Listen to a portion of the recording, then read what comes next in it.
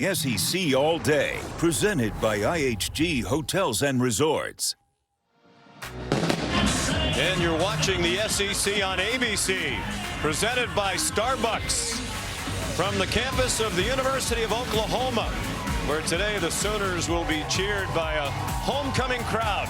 Their spirits not dampened despite the rain as they get ready to welcome the Ole Miss Rebels, who come to Norman for the first time ever. Both teams fired up for a huge game with major SEC and national implications. Number 8, Ole Miss. Number 13, Oklahoma. Both teams are 6-1 overall, and for each, the one loss has come in conference play. Hi, everybody, and welcome. I'm Sean McDonough, along with Greg McElroy. Delighted to have you with us. All week, the big headline about this matchup has been strength against strength. The Ole Miss offense, as usual, high-flying against an Oklahoma defense that's played outstanding football all season long. Oklahoma, Greg, as you know, comes into this game number 1 in the country in total defense, 2nd in scoring defense behind only Ohio State. And what is it that's making them so good so far? Well, like all great defenses, it starts up front. I mean, this defensive line, in an era where it's hard to accumulate depth, they can go 8 deep at the position. They have 2 guys that can really take over the game, too, at the end of the line of scrimmage. R. Mason Thomas, number 32, and Taylor Wine, who has been a huge surprise this year, but has been outstanding there on the other side. This is a defense that's going to have to play at a high level because it's a very talented Ole Miss offense. Yeah, we asked Brent Venables, the coach, yesterday about his defense. How good is it? He said, we'll find out more starting today. This is the first of 5 games in a row for the Sooners against a ranked opponent. It's by far the best offense they will have faced so far this season in Ole Miss. Number 9 in the country in total offense, and Trinidad Chambliss doing a very nice job running their show. He's been outstanding since taking over as the starting quarterback. There have been very few flaws on display.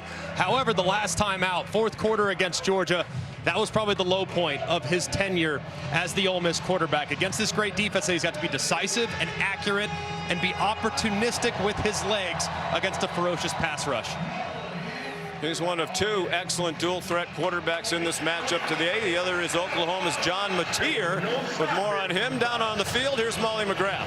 Well, Sean, Sooners quarterback John Mateer is wearing black kinesiology tape on his surgically repaired right thumb, and he told us if it continues to rain today, which it is right now, he'll have to take that tape off so he doesn't transfer moisture to a dry football. He has not played in a game without the support of this tape since his surgery, and it rained heavily overnight and all morning. There was no tarp on the field, so the grass is quite saturated, the playing surface wet and slippery, and we will continue to see precipitation steadily throughout the day, Sean. All right, Molly, thank you. Oklahoma and Ole Miss on a rainy day south of Oklahoma City. Our presentation of college football on ABC returns after this message and a word from our ABC stations. Goes well beyond feeding our bodies. Because when people are fed, futures are nourished. Everyone deserves to live a full life. And with your help, together we can end hunger. Join the movement at feedingamerica.org/act now. 4 words. Your child is sick. Applications. Right now there are 8 teams in the Southeastern Conference with either no losses in league play, A&M and Alabama, or 1 loss. These are 2 of those 6. The Missouri and Vanderbilt also play each other today, meaning at the end of today there will be at most 6 teams in the SEC with 1 loss or fewer. Tate Sandell kicks off. Oklahoma won the toss and deferred. They'll get that great defense on the field first. And it's a touchback from Sandell. So here's Trinidad Chambliss, was the backup to Austin Simmons to start the year. Simmons hurt his ankle in week 2 at Kentucky. Chambliss took over, and he's been outstanding. Those are the numbers. He's thrown for at least 250 yards in each of his 5 starts. Suffered his first loss last week at Georgia, the first loss for their team. They're 6-1. And they lost despite putting 36 points on the board at Athens. He played really well for 3 quarters, about as well as you can, but struggled in the 4th as they squandered a 9-point lead. They broke a huddle and went straight to the ball. And Chambliss comes out slinging on target to the 30-yard line. Dejan Stribling driven back by Robert Spears Jennings, a safety, a 5-yard gain. And usually when you watch Ole Miss, they're going to work with relentless tempo. Might not see as much of that throughout the game today because this is a group that does a great job of identifying trends and signals. So you might see a little more huddle from the Rebs. Chambliss again on target for a first down. Stribling again. Back-to-back catches. No trouble throwing the ball on this damp day. 2 for 2 out of the chute for Trinidad Chambliss from Grand Rapids, Michigan. First year at Ole Miss. Out of Division II Ferris State. Keywan Lacey ran into Kobe McKenzie after a gain of 2. We visited with Lane Kiffin a couple days ago and talked about the weather and whether that would impact his thought process. He says if it's not raining during the game, it should be advantage offense because they know where they're going and it's hard for the defense to get footing on wet turf. Rain most of the night and all morning. It's forecast to die down. Caden Lee the catch down the middle and another strike by Chambliss. Very quickly the Rebels deep in Oklahoma territory after a 25-yard completion to the 29.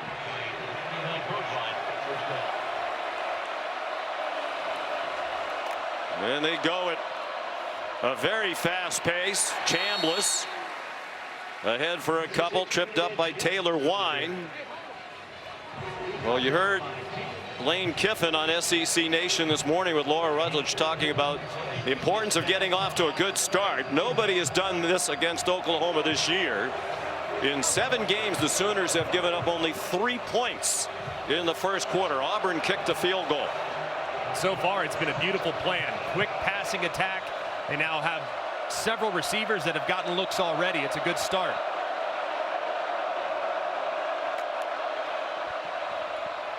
Chambliss after the play fake, back shoulder throw, incomplete in the direction of Caleb Odom. Odom, one of their tight ends. Brent Venables calls the defenses, one of the great defensive minds in college football. Those numbers they've been putting up, the best for a Sooner defense since 1987 in terms of fewest points and yards allowed through 7 games. Well, this is by far the best offense they will have faced. It's a very aggressive group, too. A lot of pressures and blitzes from the Sooners. On 3rd down and 9. Time for Chambliss, and the throw incomplete. Corlin Guillory, the freshman, had the coverage on Stribling. So the drive stalls and the field goal unit comes on. That was well defended there on those last 3 plays by the Sooners. Those first few, they were on their heels just a bit. One inaccurate throw by the quarterback Chambliss led to this drive stalling. There's Lucas Carnero, one of the best kickers in the country. It's a 45-yard try, but the field is damp. He's 12 out of 14 in his first year with the Rebels. And that would have been good from 60. Good start on the road for Ole Miss. They lead 3-0 in rainy Norman.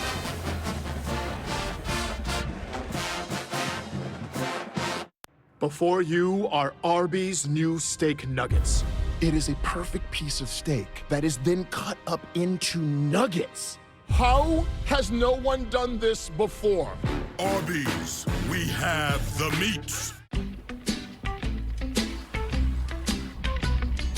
Hey guys! 'Cause I'm in shoo shoo shoo, shoo shoo shoo, shoo shoo shoo shoo shoo shoo, Sugar Town. Gemini, which of these would be a little less expected? Check out the alliums. They'd go great with the hydrangeas below. Will those last till Saturday? Yeah, they should last until Saturday if they're kept in water.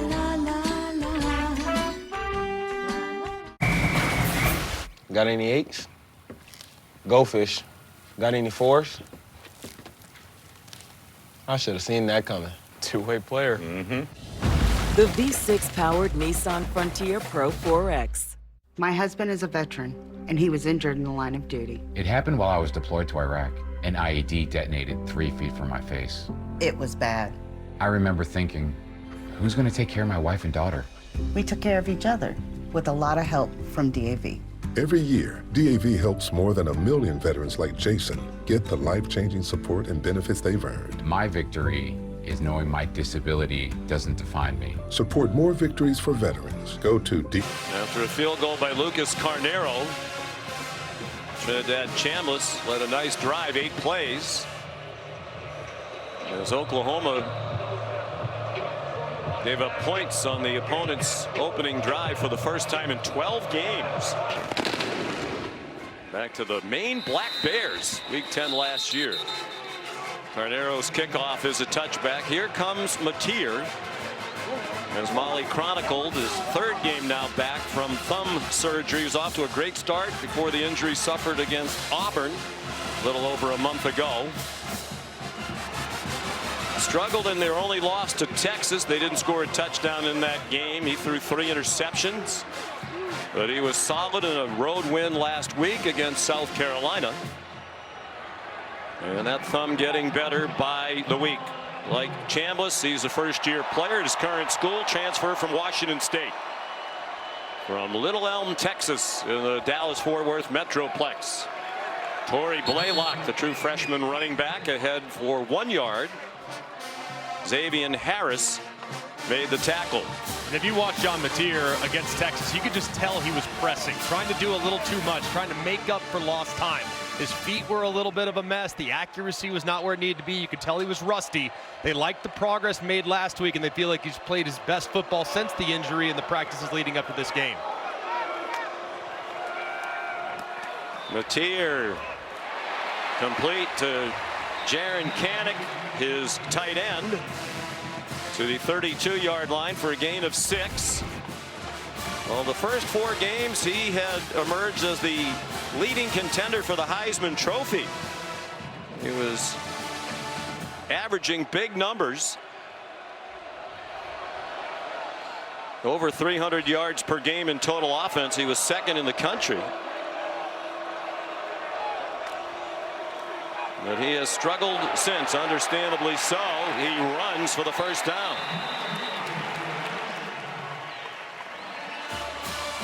While against Texas, he might not have had his best stuff throwing the football. He remains a very dangerous runner. He's a remarkable competitor, and the quarterback run game will be very advantageous against this Ole Miss defense that has struggled to contain ball carriers all season long.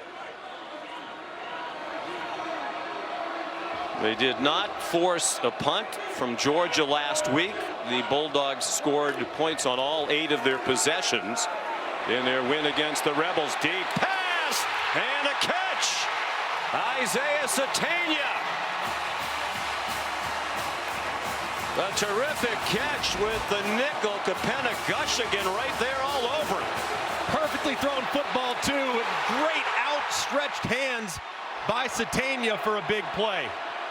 For 38 yards, they line up quickly. Mateer throws it away. Will Eccles was bringing some pressure. There is a flag down on the play.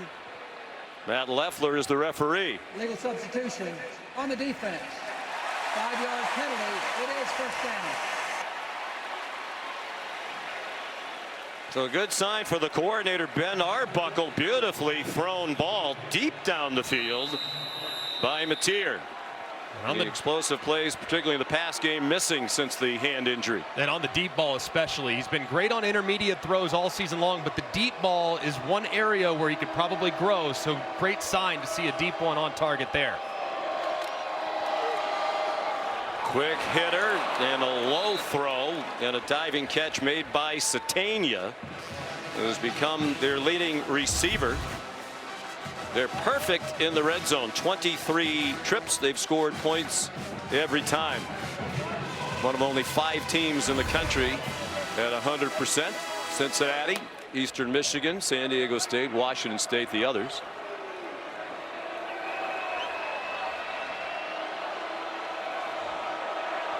Second down and 4. They're at the 18. Light drizzle still falling. No breeze at the moment. Matier on the run with flags down again.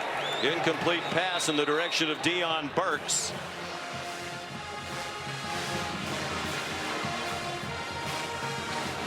Holding. Offense, number 56. A 10-yard penalty from the previous spot. Second down. Michael Fasusi had a hold of Cam Franklin. He's a true freshman. Ryan Foje starting at the other tackle. He's also a true freshman. And that'll be very difficult today for John Matier, knowing the youth that he has on both ends of the line of scrimmage. He's got to step up in the pocket. He loves to escape horizontally, but stepping up to protect those tackles will be important. The penalty brings it back to the 28. Second down and 14. Xavier Robinson's come in at running back. He had a nice game at South Carolina. For Satania again, and again very well covered by Gushikin. Crowd wanted a call. If anything from up here, it looked like it was Satania who might have used his hands to try to get some room. Yeah, both guys looking back at the ball. That's probably why it didn't result in the flag. There was a little contact, but the fact that Gushikin was trying to play the ball is going to result in the no call, and I agree with it.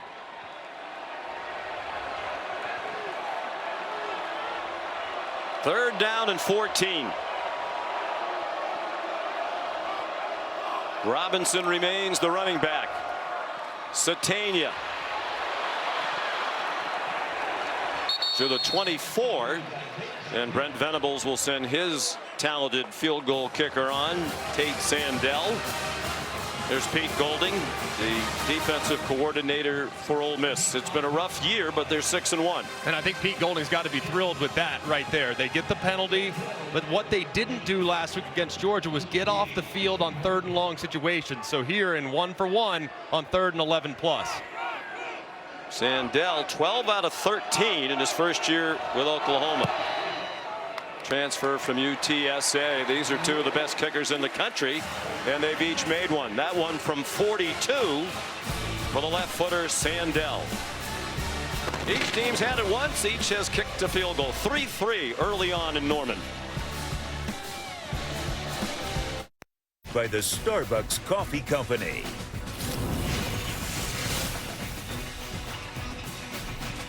Brent Venables' team still perfect in the red zone with the field goal that has tied the game.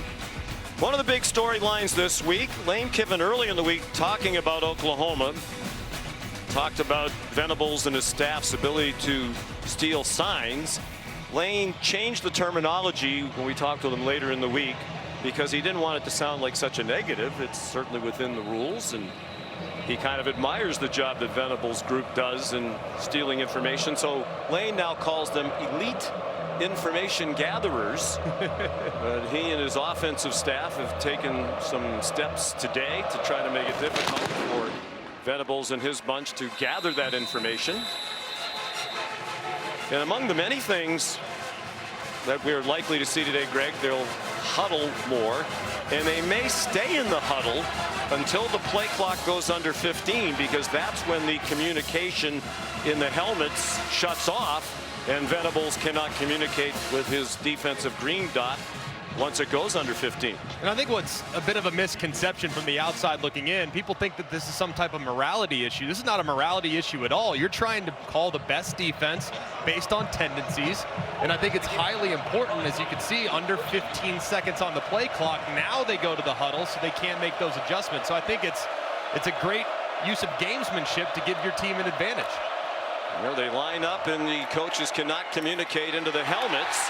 Pass incomplete. Very well played by the freshman Cortland Guillory, who's been progressing as you might expect as the season goes along. Deuce Alexander, the intended receiver. They are playing short at the cornerback position today. Gentry Williams, ordinarily a starter, is out due to injury. So it'll be Guillory, Jacoby Johnson, Eli Bowen in a 3-man rotation. Chambliss again for 8. Banged down 2 yards short of the first down by Robert Spears Jennings. Charlie Weiss Jr., the offensive coordinator, calls the plays. Lane Kiffin will help with last-minute adjustments as the quarterback looks to the sideline.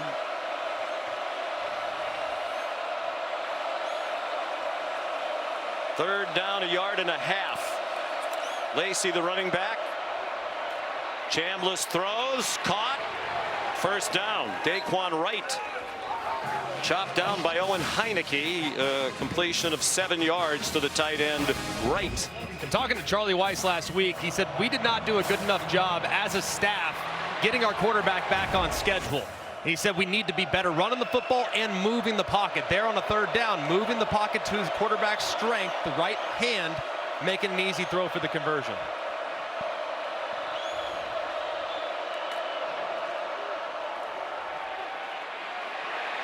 Keywan Lacey lunged out of the tackle of Kip Lewis. That's one of the things Brent Venables said yesterday as you look at all the good luck stealing those signs. And it changes series to series too. One series it's the yellow hat, the next series it's the pink hat. You can change all the time, and talking to Brent Venables said we change series by series, who's live, who's not, to try to confuse the opposite sideline. And we're starting to see Venables admires the way Lacey always falls forward at the end of the run. They bring pressure. Chambliss got hit as he throws, and it's incomplete onto the Oklahoma sideline in the general direction of Deuce Alexander. It's going to be very important to account for where our Mason Thomas is all the way throughout the game. He could take it over, and on 3rd and long, that's when he's at his very best. He'll get really wide outside the tackle and run right around him with a ton of speed. They have 28 sacks this year, do the Sooners. Most in the nation. Their 75 tackles for a loss also lead the country. Chambliss throws deep and on target again. What a throw to Trey Wallace. He got behind Peyton Bowen for a completion to the 33-yard line of 25 yards. And a great job up front too by Keywan Lacey, picking up the blitzing linebacker Kip Lewis to allow just enough time for Chambliss to make the throw in the corner. 22 catches this year for Wallace. First year at Ole Miss as a transfer from Penn State. Play fake to Lacey. There's a flag down deep in the secondary. A couple of flags down in the secondary. Wallace made the catch. Eli Bowen, Peyton's brother, made the tackle. The substitutions on the defense. The 5-yard penalty. It is 3rd down. No, it should not be 3rd down. I think it's 1st down, but either way. And Venables will try very hard. They got great depth along the defensive line. It's a tempo offense. He'll try really hard to match those substitutions, but he knows that's going to be very challenging, so they have to be opportunistic when they decide to take their players off the field. Ole Miss snaps the ball in under 23 seconds on average, 8th fastest in the country. That pass is batted down. They brought a blitz, and it was Reggie Powers who got a piece of it. And that is one area for Trinidad Chambliss that he's struggled with from time to time. He's not the longest guy in the world, but negotiating defenders. He gets a lot of balls tipped to the line of scrimmage, so if the blitzers can't get home, they go vertical, and they can probably get a piece of it.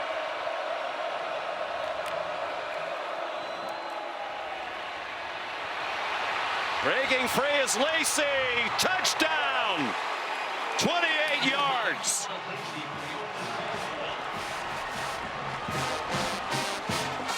And credit to an improving Ole Miss offensive line. That was very well blocked. 2 possessions, and so far in this battle of strength against strength, it's the Ole Miss offense with the upper hand. A little disappointed by the dunk. He had a better dunk last week at Georgia. Carnero for the extra point. And it is good. 75 yards in 8 plays. Chambliss very sharp to start the game. He's thrown for 75 already. Gets one of the best defenses in America. It's Kewan Lacey who gets the handoff. Big hole off the right side. And he gives Ole Miss the 7-point lead. Venables very frustrated on the sideline. Look at the movement up front defensively. It creates a huge gap for Kewan Lacey to run right through. They were not on the same page defensively. It led to massive hole, and Kewan Lacey finds it immediately, and that's why Venables, as soon as his defensive personnel got to the sideline, he has lightened them up because they were clearly not on the same page between the first and second level of that defense. Venables in his 4th year as head coach here took over the calling of the defense, took it back this season. It's worked very well, at least prior to today. Torrey Blaylock trying to get around the corner. He's out of bounds with a 6-yard gain. Today's impact players are brought to you by Fairfield by Marriott. Well, Isaiah Satania has already made his presence felt on the first drive with a long catch down the left sideline. He's enormous on 3rd down especially. And then the 2 defensive tackles for Ole Miss, Xavier Harris and Will Eccles. They're their best defensive players, but they got to limit the snap exposure. Those guys are playing way too many snaps and their production falls off in the second half. Mateer, nice cut on this damp field. He's a yard short of the first down. That 39-yard pass from Mateer to Satania was Mateer's first of 20 or more yards since the Auburn game, which was the game in which he was injured. They didn't have any 20-yard pass plays against Texas or South Carolina, and they don't get the first down there. Blaylock stopped about a half-yard short. Venables leaving the offense on the field for the moment on 4th down. And the crowd boos now after some pondering of the decision. He sends the punt team on.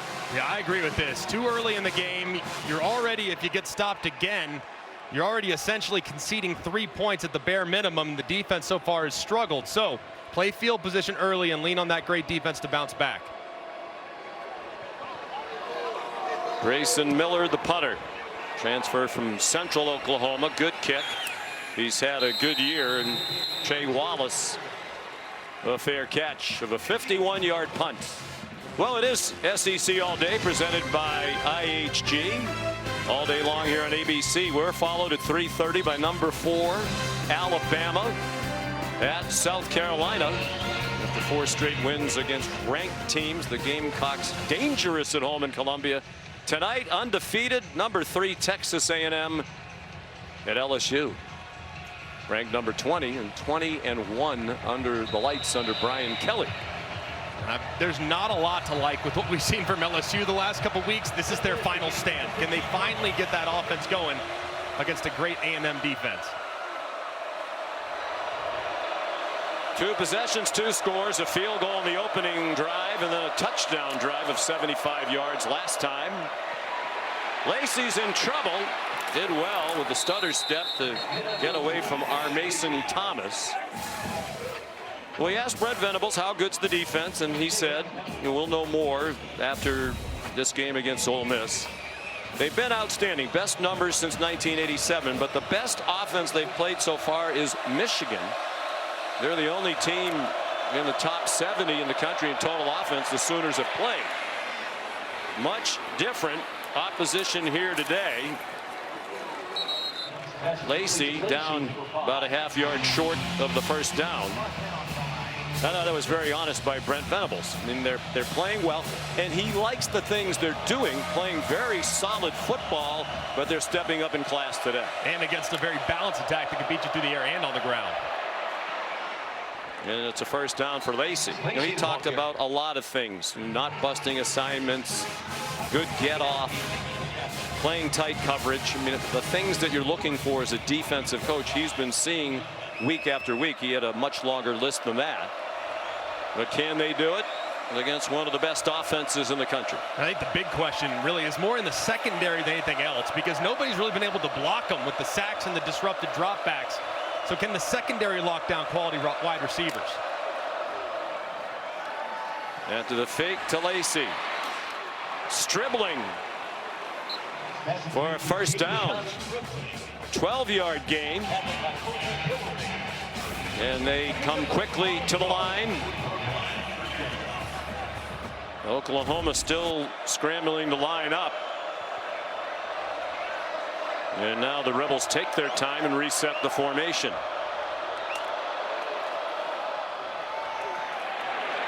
Lacey dropped for a 2-yard loss. Michael Boganowski up from his safety spot to help against the run. This defense is so aggressive, and they get you playing behind the line of scrimmage, and clearly a slow start today on that side of the ball against a very potent offense. And what Ole Miss does a great job of is when you get them behind the sticks on 1st and 10, they get half of it back and make 3rd down more manageable. Chambliss pressured from behind, gets away from our Mason Thomas, and he got blasted at the 47 after a gain of 7. It was Grayson Halton who knocked him down hard. That was a big hit there by Halton. You've got to be smart if you're Trinidad Chambliss and you cut it back inside, knowing those defenders along the defensive line are in pursuit.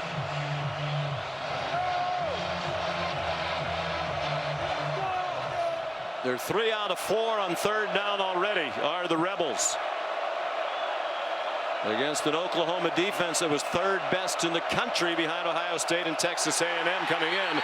Chambliss slips on the wet field, taking the shotgun snap. Tough break for Ole Miss. And a loss of 5. Looked like it was a low snap, kind of low and away to the left-hand side, and Chambliss couldn't gather it. You see the ball just coming out a little low, difficult to corral. Looked like it was going to be a run play up inside as well. He did slip a little bit, but it was caused by that low snap from Bryson Sanders, the center. So that stops Ole Miss's drive, self-inflicted. Here's Oscar Bird. And a fair catch made by Satania. 41-yard punt. For 20 years, All-State has celebrated every field goal and extra point made at participating universities by donating to the university's athletic scholarship fund, supporting all student athletes. Thank you to All-State. Already a field goal for each team, an extra point for Ole Miss.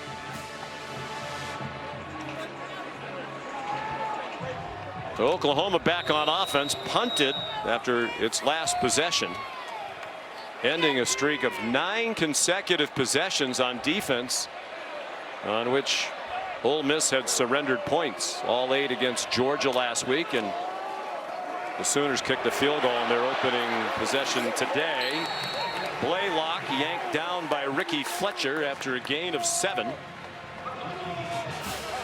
We're down to a half minute to go in the first quarter. The big point of emphasis for Ole Miss's defense is to get more substitutions in the game. They rely heavily on their starting 4 along the defensive front. Will Eccles and Xavier Harris play 1,000,000 snaps. They did again last week. So emphasizing substitutions early so those guys aren't gassing the 4th quarter, something they're going to continue to do early in this game.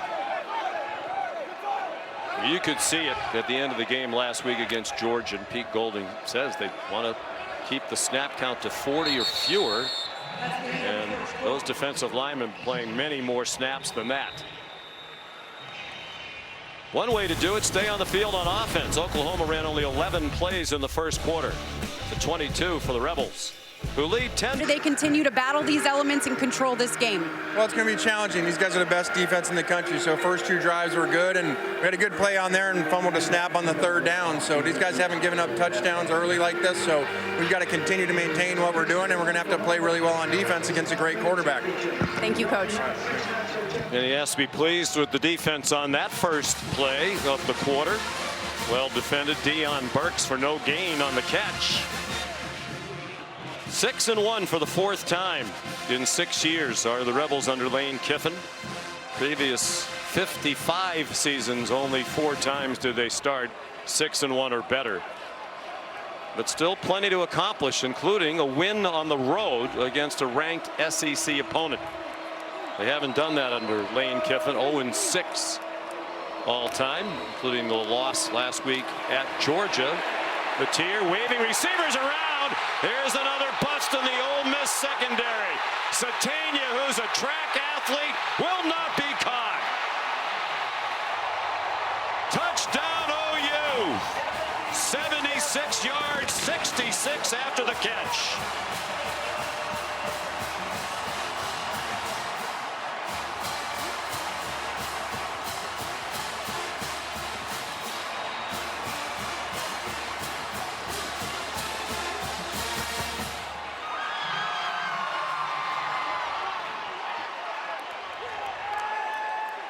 Those are the things that have been killing Lane Kiffin's defense. Too many people running free. The extra point by Tate Sandell to tie the game. Brent Venables says Satania's become our MVP on offense, and another big contribution. And just a huge mistake here. I mean, look at the eyes in the backfield. Eyes in the backfield, eyes everywhere, and nobody accounts for Satania, who gets over the top. You also had a receiver to the left side that was wide open as well in Kanik. That's just a bust. You have some guys playing man, a couple guys with zone eyes looking at the quarterback, and nobody sees Satania as he breaks across. Leads to a massive play, and it's a great job too by Matier, hanging in there, allowing the receiver to uncover. Throwing him open, it's off to the races. Just very well executed by Oklahoma, taking advantage of a big mistake by Ole Miss's back end. And they weren't going to get Satania. He went to high school in Fayetteville, Arkansas. His dad was a track coach there. Mario Satania is now at Texas A&M. There's his mom, Dahlia, who is a track star herself. She ran as a sprinter in the relay back in 1992 for Jamaica in the Olympics in Barcelona. So he has good genes when it comes to running fast. No one was catching him once he got behind the defense.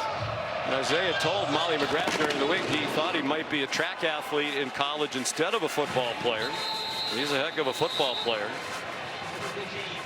Hartrup, the fair catch of the kickoff.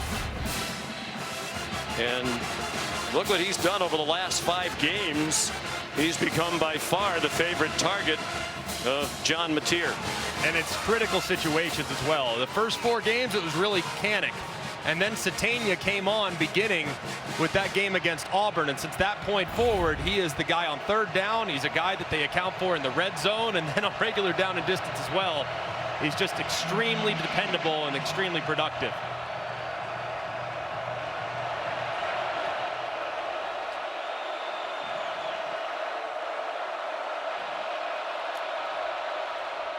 On 1st and 10, Lacey rounds the corner.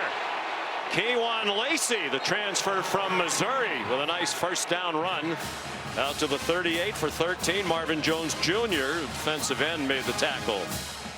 Seeing Ole Miss have success on the ground right now is the result of some of the aggressiveness that we've seen from Oklahoma's defense throughout this first quarter. They're moving, they're slanting, and Ole Miss is just capturing the edges and creating big runs.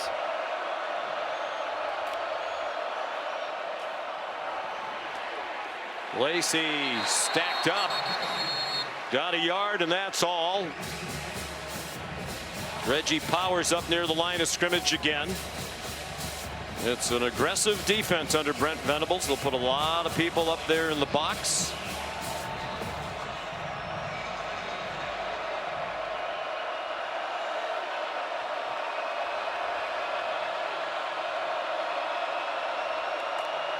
On 2nd and 9, they bring a blitz. Lacey got in the way, knocked down Heineke, but it's still a sack for Marvin Jones Jr.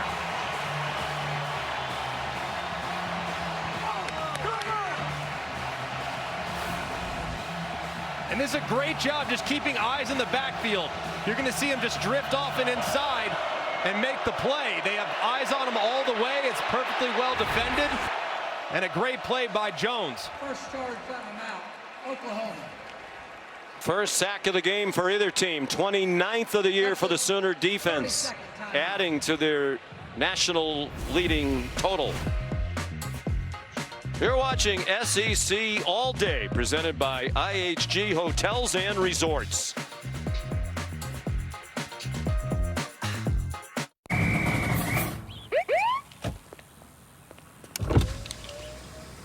Well, you Heismans are a little far from the house. Sheriff Boz, what seems to be the problem? I bet you it's the horse driving the car thing. Bingo, Barry. Can he even see? Not a lick. Out of the car. Here we go. Dispatch, I got a horse behind the wheel. What? The 295 horsepower Nissan Pathfinder Rock Creek. The true West has no fences.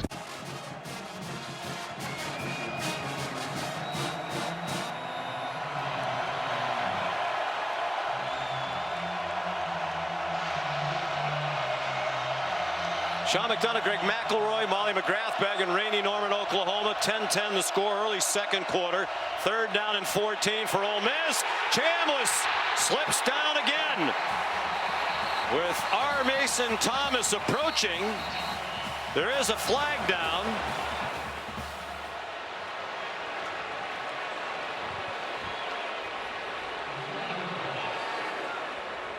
Offside. Defense. Number 32. He's in the neutral zone at the snap. It's a 5-yard penalty. It is 3rd down. And it was Thomas who was offside, lined up offside. And he just flinches a little bit before, couldn't quite get back in time before the ball was snapped.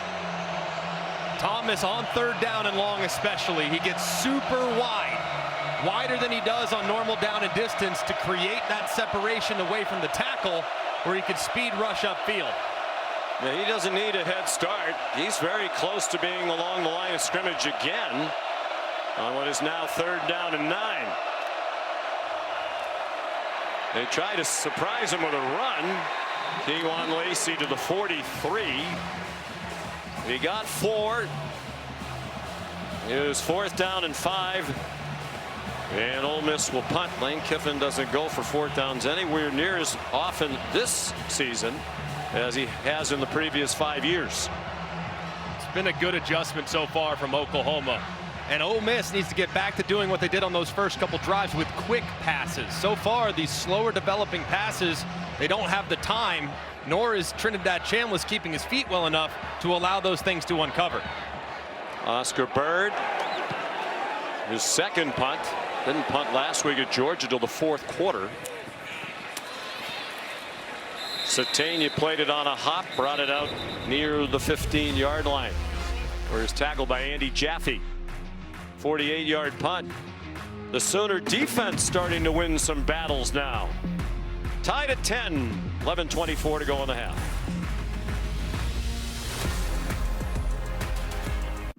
Been sold out for every game since 1999 here at the Palace on the Prairie. More than 80,000. They sold every ticket. I think a few of them stayed home to watch Greg McElroy and Molly McGrath today on this rainy day. There's some patches of empty seats. Early start as well, just after 11 a.m. local time kickoff. What a great venue and what a great environment too. First time was here was against Auburn. I've never been here before.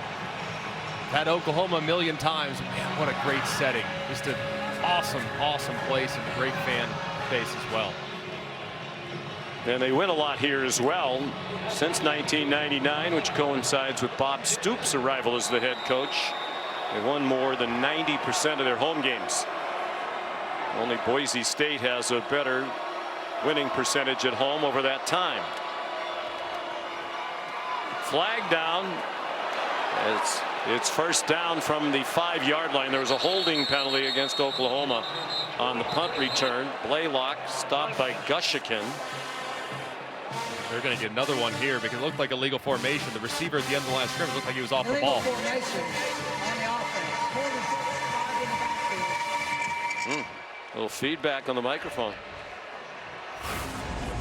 And you can see right here, there's 6 guys that are in the backfield and then 1 that's down here as well, or 5 guys in the backfield. You can only have 4. So that's on the quarterback and on the outside wide receiver who needs to get up on the line of scrimmage because that was an unbalanced formation. You got to cover up that tight end. You're auditioning for Matt Austin's job, apparently. That's one thing I could do is get guys lined up. Beyond that, not much. Blaylock in trouble, taken down to the end zone. A safety. Prince Will Uman-Mielen for the beleaguered Ole Miss defense. A huge play by Pete Golding's unit.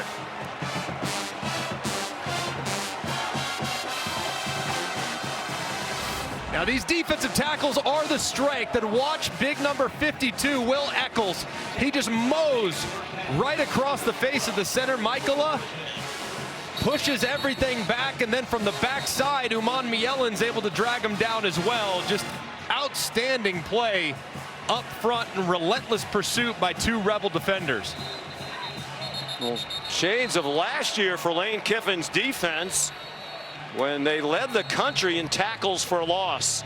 They had 120 of them last year with so many talented players.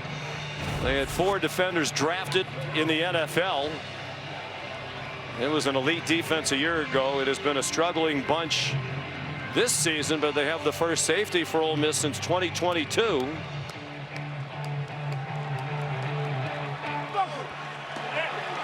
And Uman Mielen gets the dunk. His brother was a part of that talented defense last year. And the exact opposite, sorry, Greg, this year they came in with 28 tackles for a loss, 119th in the country. So they went from first to 119. And I think a lot of it has to do with fatigue. And you get these guys in the first half of football games, man, they are a handful on the edges and at defensive tackle, but they got to make sure they can sustain that effort throughout the game. Free kick from Sandell. Isaiah Hartrip runs a long way with nobody near him for Oklahoma, and he's almost to midfield. So the defense with a big play, and sparks a nice return by Hartrip on the free kick, 38 yards. It's little things. If you're on Oklahoma's sideline right now, it's little things. A couple of penalties lead to really bad field position, lead to a safety, and now the momentum has completely flipped back in favor of the Rebels with good field position to start a drive. They lead by 2. They have the ball near midfield. Trinidad Chambliss didn't arrive at Ole Miss until May. Got a crash course in their offense from Charlie Weiss, Lane Kiffin, the offensive staff. It's a procedure penalty here against the Rebels. Offense, number 51, 5-yard penalty. It is first down. Chambliss, as you may know by now, did not have any FBS offers coming out of high school. He's also a very talented basketball player, All-State. Forest Hills Northern High School in Grand Rapids. Went to Ferris State, was a backup, got a chance to start last year and led them to the national championship for the 3rd time in the last 4 years under Coach Tony Anise. And Trinidad so grateful to Coach Anise and his staff for the opportunity and all the great football that he learned. He throws it away. I thought it was interesting when we talked to Charlie Weiss early in the year about Chambliss. And he said, not only when we watched the film were we very impressed by Trinidad and we knew we wanted to go bring him in the transfer portal, but we also stole some plays from Ferris State.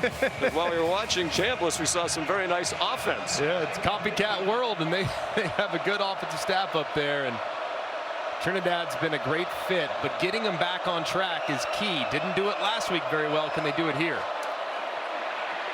Looked like it might have been a design quarterback draw. He stays on his feet and runs out of bounds with a first down. Just past the marker on the far sideline at the 41-yard line. He got 16. And these are called G-bot plays, and every quarterback has them. You go through them with your offensive coordinator. G-bot stands for get back on track. The last couple drives, Chambliss not playing very well. Things are moving really quickly for him. What do you feel comfortable doing when maybe things are flying too quickly? That sounds like, according to Charlie Weiss, it's quarterback run and moving the pocket. They move the pocket on 1st and 10, then they go quarterback run. Now their quarterback's re-engaged. They have 2 tight ends lined up just in front of Chambliss. After the fake, that was well played by Oklahoma. Charlie Weiss said he started looking at Chambliss's tape from Ferris State when he was in the portal. And by the way, he was the 60th ranked quarterback in the portal at 843 overall. And he said he watched for a little bit, and he said, I need to get a couple of the other assistants to come look at this tape for a couple minutes. So he got a few more. And it wasn't long when they said, we need to go get Lane Kiffin. And Lane said, get him on a plane down here as soon as you can. Trinidad told us during the week as soon as he got to Ole Miss, he knew that's where he wanted to go. After the fake, a low throw, and it's incomplete. intended for Trey Wallace. What an impressive young man he is. Trinidad Chambliss very close with his parents and his older brother. 3rd down and 10. Expecting pressure now, and what Trinidad does as well as anybody in the country is attack the blitz.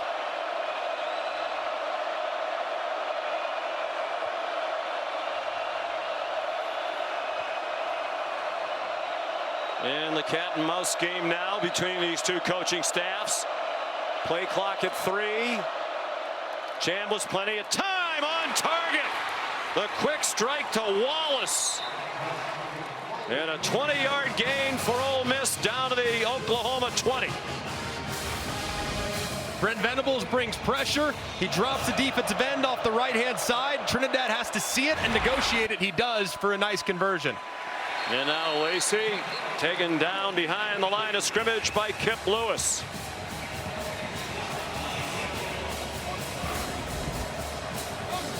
Lane Kiffin loving that conversion. Finally, his quarterback delivers an on-target strike, and maybe that will be kind of the charge that they needed into their offense's life.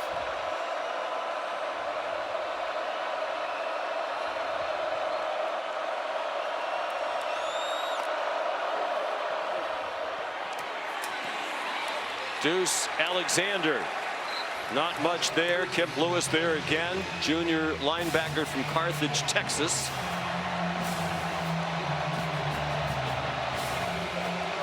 One of the things they haven't done well is take the ball away. Neither of these defenses have. Each team with just 4 takeaways on the season.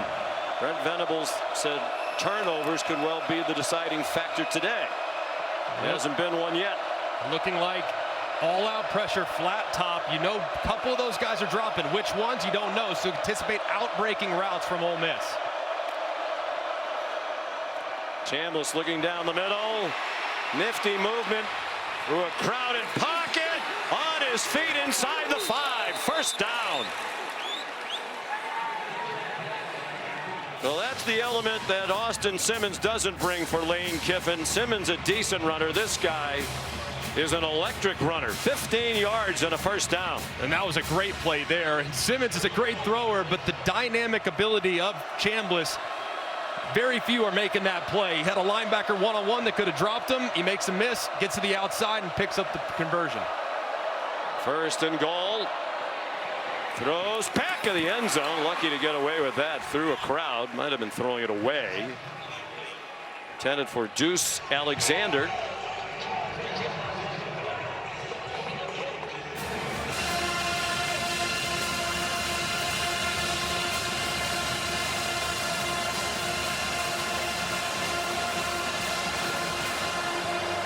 The quarterback Simmons in the game. This 2-quarterback system that they've used, a little bit of a package here. They used it 3 times on the goal line last week, and it's Simmons who takes the snap, faked it to Lacey, throws too high. That was open for a touchdown, but he airmailed Stribling. Just a big miss there. I mean, you have Stribling open, working in the back, perfectly executed, perfectly designed, get tons of bite by that Oklahoma secondary, and just too high. And that's a killer if you're Lane Kiffin.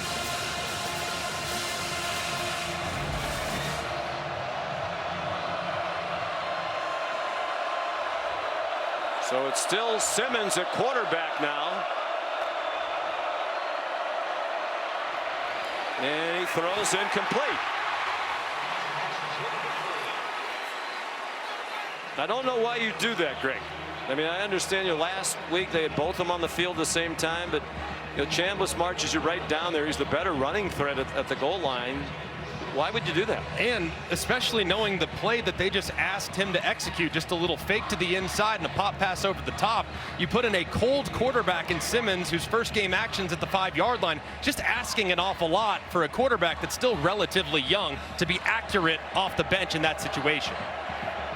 I think they got a little too creative and tricky for their own good there. Here's Carnero from 22. That's a gimme for him, and it's 15-10. Ole Miss. Simmons off the bench, and they had him throw a couple of passes, neither one really close to being completed. Squatting by himself and pondering what just happened. Before that, you could read his lips, stupid, my bad. Questioning his own decision to put Austin Simmons in the game to throw the first passes he's thrown since the third game of the year against Arkansas. I can live with keeping him in there on third down because he's the better thrower of the two. And frankly, up to this point, there have been a couple inaccurate throws from Trinidad Chambliss. But on second down, when run is still very much a reality, I don't understand why you wouldn't just have Trinidad Chambliss execute that pop pass, because he's already in the heat of the storm. He's already ready. But to throw a guy in cold off the bench on the 5-yard line is a tall order for any quarterback. And it seemed pretty obvious. Lane Kiffin agrees with that. With hindsight, Carnero a touchback. And this was just a couple of seconds ago. He knows too. Against this defense, points are at a premium. And field goals are likely not going to win this game. Touchdowns, with how their defense is played, that's what's going to win this game. So leave 4 points on the board right there because of an errant throw. That's something you'll kick yourself about for a long time. Well, the defense has a safety today, and they're hanging in there pretty well. But for the most part, I think if you're Lane Kiffin, every point is valuable on offense because you're likely going to have to win shootouts. They couldn't win one in Athens last week. Quick pass to Xavier Robinson, the sophomore running back, for a 6-yard completion from John Mateer. Andrew Jones there for Ole Miss.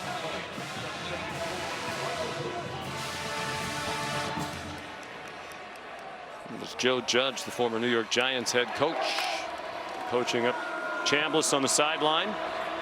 Mateer running out of time, throws, and a beauty to Deion Burks for an Oklahoma first down on a 16-yard completion. He beat Antonio Kite in coverage. And Mateer does such a great job throwing on the move, and that was a very patient route by Deion Burks. That route took a long time to develop. He gets deep enough, the throw is exactly where you want it. Make him catch it because of self-defense. You just throw it right into his chest plate. Perfect throw. Burks in his second year here after 3 at Purdue. Robinson to the 49-yard line for a gain of 3. 6.5 to go in the half. Ole Miss leading 15-10. Just the third meeting all time between these two schools. They played last year in Oxford, Mississippi. And prior to that, back in the 1999 Independence Bowl. Rebels won 26-14 last year. Shut out the Sooners in the second half on their home field. Javani Gibson could not get away. Tackled around the legs by Kapenna-Gushigan. Should have a pretty good beat on this offense, Greg. He played at Washington State last year. He was a teammate of John Mateer. And Ben Arbuckle was the offensive coordinator at Washington State. He's now on the Oklahoma sideline. Seeing it every day in practice. I would imagine he had some lengthy meetings visiting there with Pete Golding in preparation for this game plan. And here, third down, it's Satania, the slot up top. He's the go-to guy. 2 out of 4, the Sooners on third down. Satania, the motion man, almost went up the field too early. Makes a stumbling catch, but he's down short of the first down. Jalen Braxton there for the Rebels, sophomore from Frisco, Texas, and a transfer from Arkansas. And this time Venables leaves the offense on the field on 4th down and 2. He is not a guy that rolls the dice very often on 4th down. Just over 26% of the time do they go for it. And plus Tory, that's 119th in the country. And here, quarterback run is what I'm thinking. That's where they lean in short yard situations. Mateer's a powerful runner. He's probably the guy that's probably going to be carrying it on a 4th and 2, excuse me. 6 out of 9 on 4th down. And a timeout called by Oklahoma. A little more time to ponder the play call for Ben Arbuckle. 4:39 to go in the first half. Matchup between two teams ranked in the top 13. Number 8 Ole Miss on top by 5. 5, 4, 3, 2, 1. Watch me. Level up, level up, level up, level up, level up, level up, level up, level up, level up, level up. All this on me so yummy. No, you want this yummy, yummy all in your tummy. Say yes to this ride-on golf cart. And for larger vehicles, Sam's Club Roadside Assistance. Yeah, hi, I'm on the corner of Pants and Pork Rinds. Say yes to amazing deals on 100-inch TVs and express delivery. Sit down, fellas. This is based on a true story. Oh. Say yes to Sam's Club's baked goods and to custom frosting. Here you go, Chris. I love it, it's perfect. Say yes to what you want this holiday and to the joy of Sam's Club. Sometimes the best beginnings. Rain the rest of the day. Field still a little bit slick on this natural grass surface. 4th down and 2 for Oklahoma. They're down 5. They're at the Ole Miss 46. You could probably anticipate getting John Mateer on the move with some type of run pass option. He's a great runner, so I'd be looking to keep him moving. Maybe give him an option to throw it if you like it, but quarterback run's what I'm thinking. He goes under center. They shifted the strength of the formation to their right. Mateer rolls out. He's in trouble. And he is down in the arms of Prince Will Umanmielen. His second big play. He paired with Eccles on the safety earlier in this quarter. It's a great job by Umanmielen. Just a little 321 loop pass. Umanmielen sees it, fights through some traffic. And there's really nowhere for John Mateer to go. It's really well defended by Ole Miss's defense. They really had a great job with pursuit of the quarterback, but there was also nobody open downfield. Great job by Lane Kiffin's defense. And a smart move by Mateer. Looked like at the last minute he was going to try to unload it. That could have been disastrous. Kiffin looking for big plays from the defense. He's getting them today.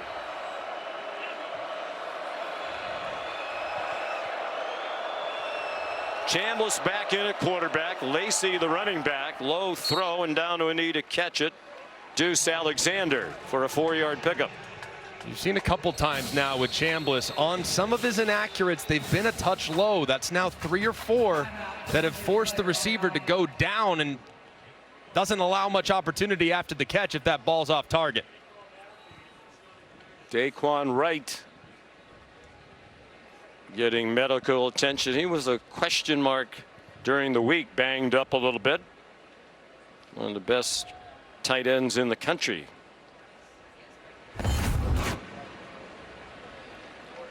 Third in the country entering today in receiving yards among tight ends. Transfer from Virginia Tech. Big win for his old team last night at home in Blacksburg against Cal. Monday Night Football, 8 Eastern Time. The Washington Commanders and the Kansas City Chiefs.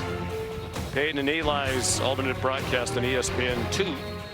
Coverage begins with Monday Night Countdown at 6 p.m. Chiefs starting to get it together. 4-1 in their last 5 after that 0-2 start. I bet Eli's watching this today. One of the great Ole Miss Rebels of all time. I would think he is. He's still very much a part of the program. Very, very important supporter and one of the best to ever do it at the college level.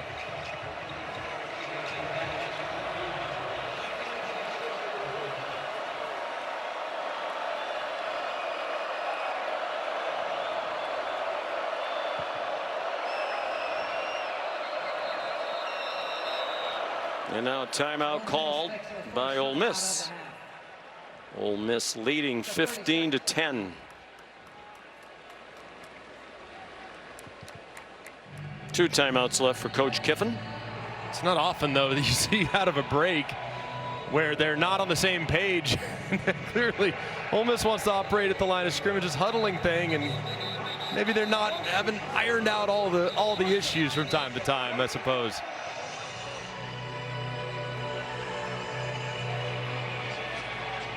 Of course, with the success of Ole Miss, Lane Kiffin's name comes up prominently when jobs are open. And right now, particularly when it comes to Florida. And he addressed that with his team yesterday, said it's really a credit to the players and coaches when you have success. your name's going to come up. You'll have opportunities to go elsewhere. Be interesting to see how that plays out. Right now, trying to get his first road win against an SEC opponent in his 6th season in Oxford. Kewan Lacey, the ball carrier for 3. It'll be 3rd down and 3. Usually in this situation, it's Daquan Wright that's the go-to guy, but with him on the sideline, in comes Luke Haas, the transfer from Arkansas. He's lined up to the left side of Trinidad Chambliss. Keep an eye on the tight end here. 5 out of 9 on 3rd down. Probably not in field goal range right now on this wet field. Chambliss stopped short of the 1st down. Good tackle. Another good tackle by Kip Lewis. Dropped that play for no gain. And they're going to go for this 4th down. They've gone for only 8 all season coming into today. 6 out of 8 on 4th down. The previous 5 years they had averaged 29 4th down attempts per year.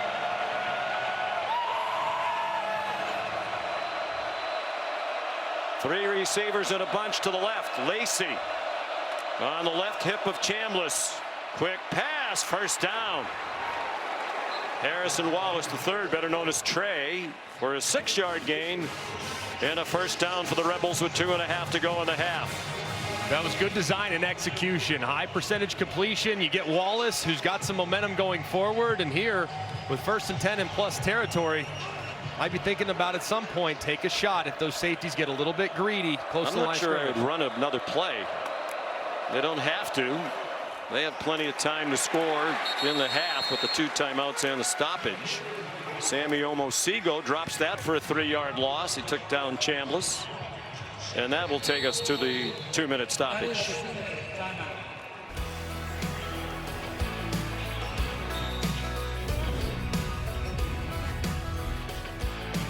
Then an up and down emotional ride for Lane Kiffin so far today.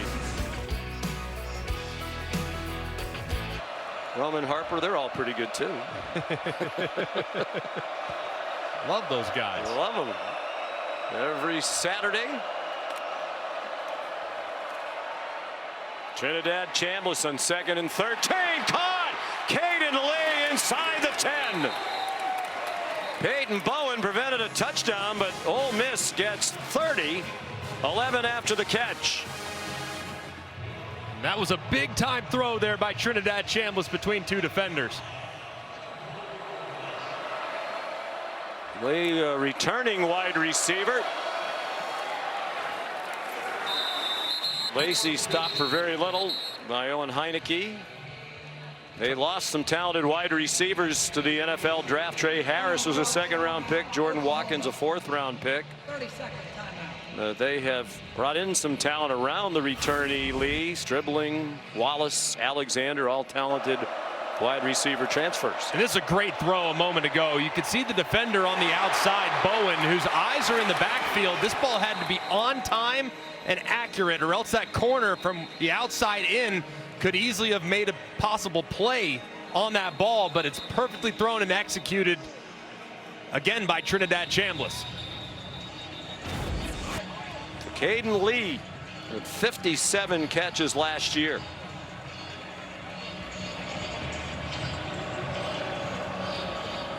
So Oklahoma is out of timeouts. And the Rebels have it 1st down and goal from just inside the 10. Ole Miss already with 249 yards of offense. Oklahoma was giving up just 213 per game to lead the nation entering today. Kewan Lacey.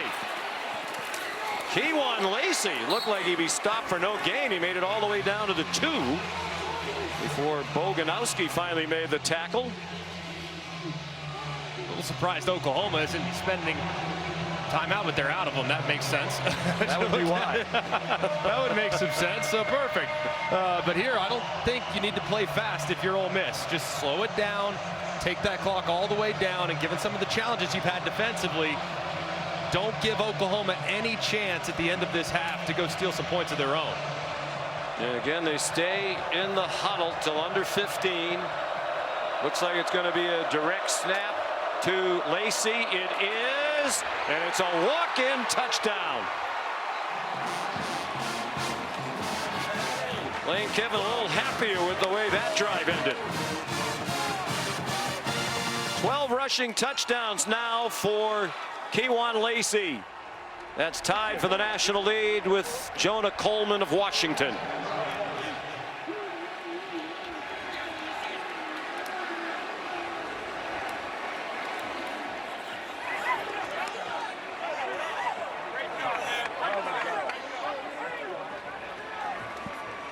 Lane Kiffin loves Lacey. Came to Ole Miss after 1 year at Mizzou, heavily recruited by Ole Miss out of high school, elected to go to Mizzou. Lane Kiffin reportedly told him, "I'll see you next year." And he did. And I love the way these two defensive tackles, Jamarius Brown and Will Eccles, look how they attack the outside shoulder of the defenders. Oftentimes you put defensive tackles in the game, they just want to run and hit somebody hard. They're so excited to be on offense that the technique just goes completely sideways. But in this particular case, they attack that outside shoulder, capture the edge, and allows the walk-in for Kewan Lacey. And Lane Kiffin has to love that execution. Under a minute to go in the first half.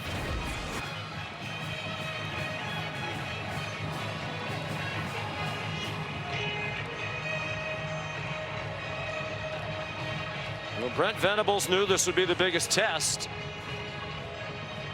And right now, his team not holding up particularly well on defense against the Ole Miss Rebels. 9-play scoring drive.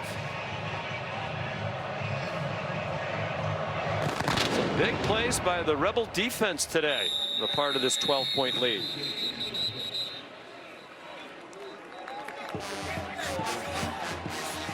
Carnero's kickoff is a touchback. So 46 seconds and no timeouts for Venables and Mateer. We'll see how they play it. Came into today having given up only 23 first half points all year through 7 games, 22 today, and 2 touchdowns. And this is a different animal offensively, and especially at wide receiver. I think you just look at the personnel that Ole Miss has at wide receiver and within the skill groups. It's been a challenge for this Oklahoma defense throughout these first 30 minutes. Will they be aggressive? Mateer in trouble. Runs away from the rush and now throws incomplete in the direction of Satania. Will Eccles was putting the pressure on Mateer. And one thing that's been a little concerning if you're Ben Arbuckle, the offensive coordinator for Oklahoma, is how much the offensive line has struggled today. You got 2 freshman tackles in Foje and Fasusi, but it's coming from the interior, from these defensive tackles from Ole Miss, and they're the ones that have been wrecking the game so far. Great SID at Oklahoma. Michael Haug tells us in research all the way back to at least 1937. First time they've ever started 2 true freshman offensive tackles. Blaylock the catch. The clock is running. Wydett Williams Jr. made the play for a loss of 1. Oklahoma's trying to go fast. And they're going to snap it on 3rd down. Satania, incomplete pass. Now they're going to have to punt. Just a bad sequence there from Oklahoma. I mean, you either are going for it or not.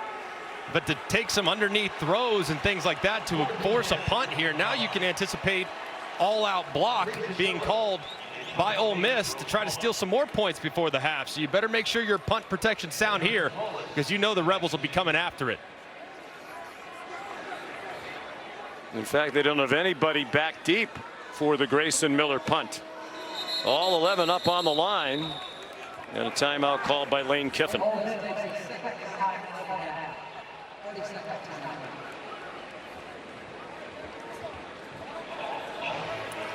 So the Rebels have the only. It was an early start. Probably limited sleep last night for that fan. Ole Miss has the only timeout left. And I think Lane Kiffin and his staff want to make sure they're sound here. You know, they don't want to mess something up with 12 seconds to go in the half. by getting a little too tricky on special teams. Yeah, and probably reminding the guys too, hey, if you can get a hand on the ball, great, but don't rough the punter. I mean, whatever you do, don't give them new life so they can throw a Hail Mary potentially with the first down. I don't think you'd worry about that. I do think you'd leave yourself a little vulnerable to a fake. They still don't have anybody back. But would Oklahoma risk the fake? I don't think on 4th and 10. I don't think so either. I did do a game 10 years ago, Michigan and Michigan State, where the Spartans rushed all 11. Trouble with the snap. Trouble with the snap. The anniversary of that. Mason Miller with the rush coming, gets it off. Wallace got in the general vicinity of the ball, but didn't try to catch it. And that's going to be the end of the half on a 49-yard punt. Lane Kiffin looking for his first win on the road against an SEC-ranked opponent. Brent Venables has watched his defense struggle. One of the very few times this season. Chambliss has thrown for 160 and he's rushed for 40. Here's Molly. Coach, this is the most points your defense has allowed in a first half all season. Where are they challenging you most? Yeah, again, they do a great job. They're very accurate throwing the football, protecting. But we've missed too many tackles. We had some opportunities to get off the field there. We got to clean up some tackling, play with better leverage on the perimeter. And again, it's going to be a hell of a game here second half. Just 16 rush yards for your offense. What do you do to adjust in the second half? Yeah, we got to get the run going. I mean, that's the only chance. We got to come out with better balance and stick to it, be patient, and make our plays when we get our opportunity. Thank you, Coach. Thanks. Sean. All right, Molly, thank you. At the half, Ole Miss 22, Oklahoma 10. Time now for the Capital One halftime report. We send you downstairs. Here's Laura Rutledge. You're watching the SEC on ABC, presented by Starbucks. From Gaylord Family Oklahoma Memorial Stadium, homecoming weekend. And the home team down by 12 against the 8th-ranked Ole Miss Rebels. It's 22-10. The defense rising up today for Ole Miss, including a safety. Lane Kiffin's team will kick off. That safety, the first for his defense since 2022. And closed with 12 unanswered points. And Lucas Carnero's kickoff is another touchback. Let's take a look at who's bringing the heat, brought to you by Sonic. And it's the defensive line for the Ole Miss Rebels that have done a great job in opportunistic situations. That's safety early, and then the 4th down stop of Mateer. Uman Mielen plays both plays perfectly with the help of the interior defensive lineman as well. In the second half, Ole Miss's defensive line cannot continue to disrupt the way they did in the first half, and that puts a huge point of emphasis on Oklahoma Sooners offensive line, starting 2 true freshmen at left and right tackle. John Mateer, 11 out of 14 for 153 and a touchdown. Takes off running and gets 2. So what are they going to have to do to get the offense going? And to the original question, Greg, to start the game, how good is this Sooner defense? Would you be a little concerned about your defense at halftime? A little bit, especially with some of the plays given up on the perimeter by a secondary that really hadn't been challenged by a group of receivers that are quite this talented. Centurion Perkins with the tackle for a loss. That was reminiscent of a year ago when he had 4 sacks against the Sooners in Ole Miss's win in Oxford. If this defense can rise up a little bit, Ole Miss is really dangerous with an eye toward trying to get in the SEC championship game and in the playoff, because that's the thing that seems to be holding them back. Yeah, and they so far through the first 30 minutes they were outstanding, especially on timely down and distance, 3rd down and 4th down. Mateer on 3rd down and long, deep down the sideline and over the head of Satania.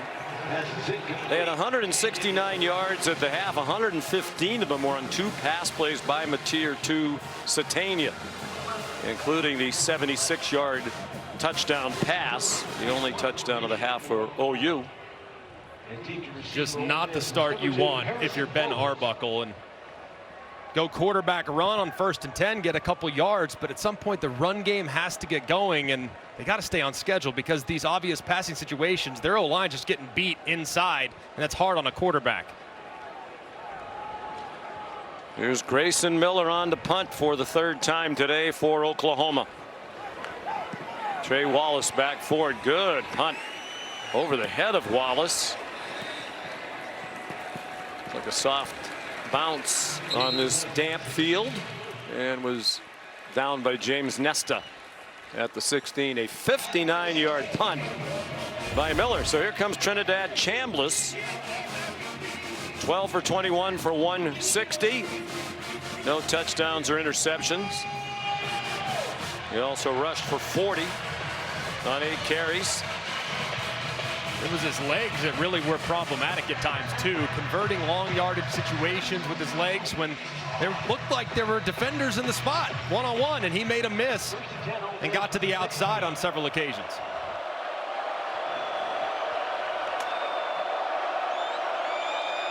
The ball and a 12-point lead in the opening minute and a half of the third quarter.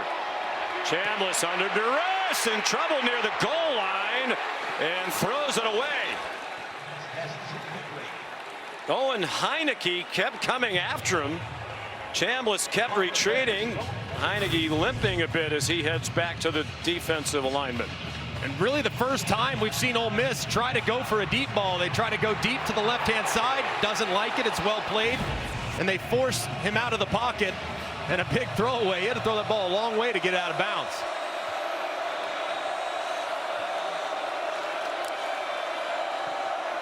On 2nd and 10, that one's knocked down. Heineke again, a factor on the first 2 plays of this half on defense. Molly. Well, I asked Ole Miss head coach Lane Kiffin about their success against this Oklahoma defense, and he pointed to his quarterback and said it's been all Trinidad Chambliss. He's playing really well. The plays with his legs have been a difference maker, so he's hoping that he can bounce back from this. Chambliss in trouble again, almost back into the end zone. Grayson Halton applying the pressure.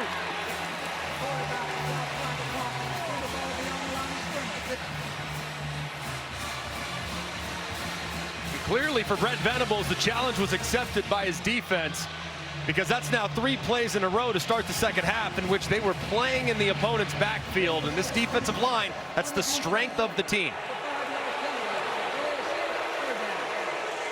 There's a penalty against Oklahoma. Would have been 4th down and 10 and a punt. But a 5-yard walk-off brings it to the 21-yard line. Couldn't get the substitution off in time, and Chambliss did a great job of snapping it quickly to get that free play. That could be huge if Ole Miss can convert. 6 out of 12 on 3rd down. They send Wallace a little bit wider outside the numbers to the right. And a diving catch made by Lee, but he's short of the first down. Terrific grab by Caden Lee. And at least for the moment, the offense is staying on the field on their own 25-yard line. 4th down and 1. And in comes Austin Simmons, too, the quarterback. So the 2-quarterback system, the 2-quarterback package here on display for Ole Miss. Will they snap it and run a play? Would you, Greg? I think they'll go direct snap here. They are running. It's a bad snap. Keywan Lacey smothered back at the 15.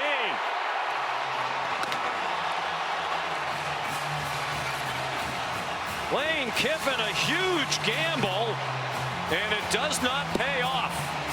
And I'm really surprised by that, Greg. You have a 12-point lead on the road. Your defense is having one of its best days, and you go for it from this far in your own territory. Yeah, I don't agree with it at this point. I mean, 4th and 1, Lane's always going to lean towards being aggressive. Analytics, he leans heavy on that. But there on your own 25, you're right, Sean. This year he's gone away from it and felt the game a little more. So I'm very surprised. And the errant snap just destroys the play before it had a chance. Well, they may want to take the Austin Simmons on the field plays out of the playbook. Didn't work at the goal line.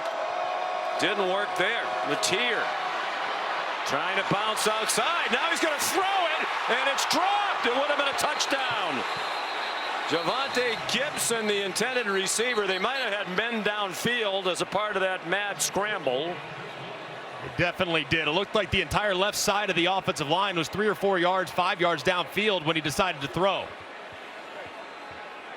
An eligible receiver downfield on the offense, number 56. 5-yard penalty, first down.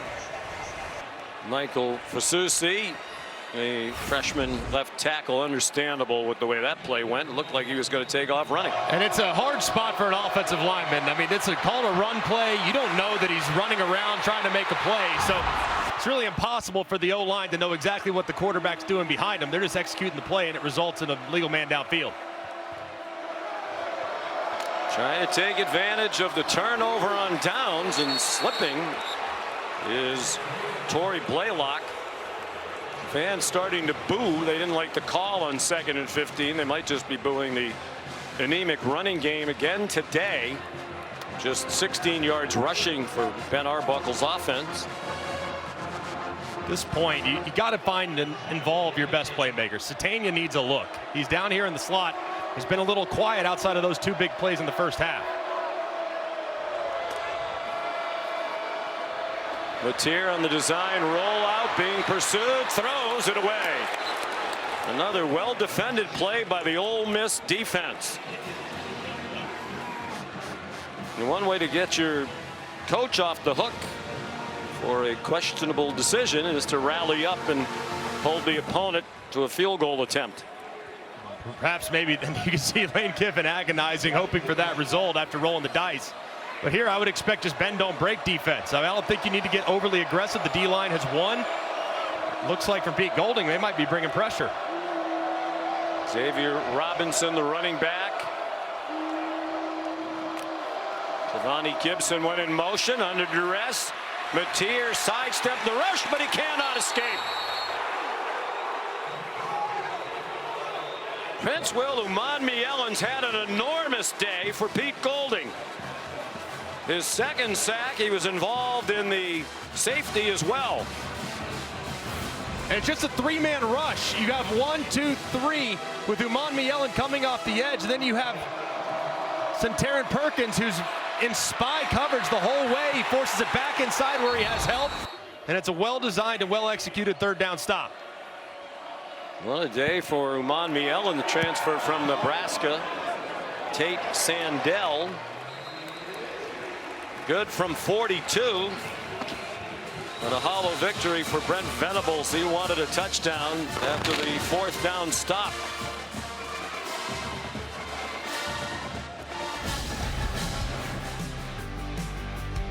Interesting day for Lane Kiffin. The defense coming up big. They lead by. You're watching the SEC on ABC from Norman, Oklahoma. Sean McDonough, Greg McElroy, Molly McGrath, our producer Brian Ryder, our director Jeff Evers. Ole Miss and Oklahoma, 2 6-1 teams, each with 1 conference loss. And another loss would really hurt the loser of this game in terms of the conference and college football playoff situations. Today's unstoppable performance is brought to you by Ram Trucks, and it's the Ole Miss offense, the offensive line in particular, taking advantage of a poorly designed move by Oklahoma, leads to the first big touchdown run by Keywan Lacey out the gate. And then a little later on, you have Kip Lewis one-on-one with Trinidad Chambliss. He can't make the play. He breaks to the outside. Another critical 1st down conversion with his legs. And then the throwing game as well, moving him, getting him outside the pocket, getting him comfortable. He has been really solid in bouncing back after a couple misses early. That was something he didn't do last week very well against Georgia, but he's done a great job here today. 5-yard penalty, first down. You're going to get him with 12 in the huddle. We said that earlier. I mean, Ole Miss is not comfortable huddling, are they? They don't do it a lot. This whole thing where you all kind of stand behind the ball and talk about the play, that's a foreign concept. Look like they might stay in the half huddle until the clock went under 15. They didn't quite do that. They sent Lacey out wide. They faked it to him in motion, and the pass is over the head of Daquan Wright. There was pressure on Chambliss. Jaden Jackson brought the heat. So far now it's early, only 4 minutes in or so, but this defense is playing with a renewed sense of urgency especially along the defensive line. They are constantly in pursuit these first few snaps of the second half. Chambliss, another quick throw. Trey Wallace, good tackle by Eli Bowen. Sophomore from Corinth, Texas. Held it to a 7-yard gain. 3rd down and 8.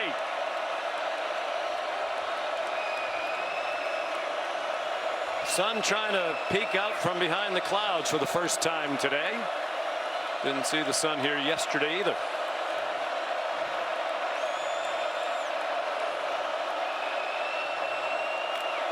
Trinidad Chambliss, just a 4-man rush, well blocked, and it is caught for a first down. Winston Watkins, the true freshman from Fort Myers, Florida. Very well done there by the protection for Ole Miss to allow that route to develop. 15-yard gain. I think Watkins is a future standout. 186 for Chambliss. He's thrown for at least 250 in each of his first 5 starts. Caught a high snap and handed it off to Lacey. Stopped by Owen Heineke, among others. One thing that they are really concerned about is this pass rush. Understandably, they come in with 26 sacks on the gate. Just 1 so far today. But that route took a long time to develop. And Lane Kiffin's got to love the accuracy from his quarterback. He's the first Ole Miss quarterback to throw for 250 in each of his first 5 starts since Eli Manning back in 2001. Deep throw over the head of Deuce Alexander. Son of Hilton Alexander was a wide receiver in the NFL. Cortland Guillory had the coverage. You're on a 3rd down and medium. You want to be aggressive as a defensive line. You want to get that sack. You want to get your name in the paper, but you got to be disciplined because the legs for Trinidad Chambliss on 3rd down have been a huge problem with over pursuit in the pass rush.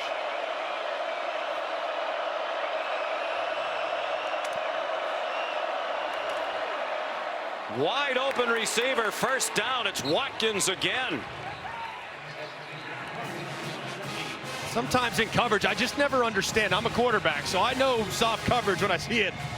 It's 3rd down and 7, and your defender's playing at 12 yards deep. I just don't understand why they would play so deep on a short throw. 13-yard gain, both catches for Watkins on this drive. Chambliss, an incomplete pass toward Daquan Wright. I mean, look at the yellow line. I mean, that's the easiest throw in the world for the quarterback, and yet the defender, Peyton Bowen, is 15 yards away from him. I mean, they didn't have the correct communication. They clearly doubled the outside receiver, and nobody's home, but at least get up there and defend and don't give up that freebie for the conversion. They're playing off, and then they got their coverage confused. Neither one of them wound up trying to cover him.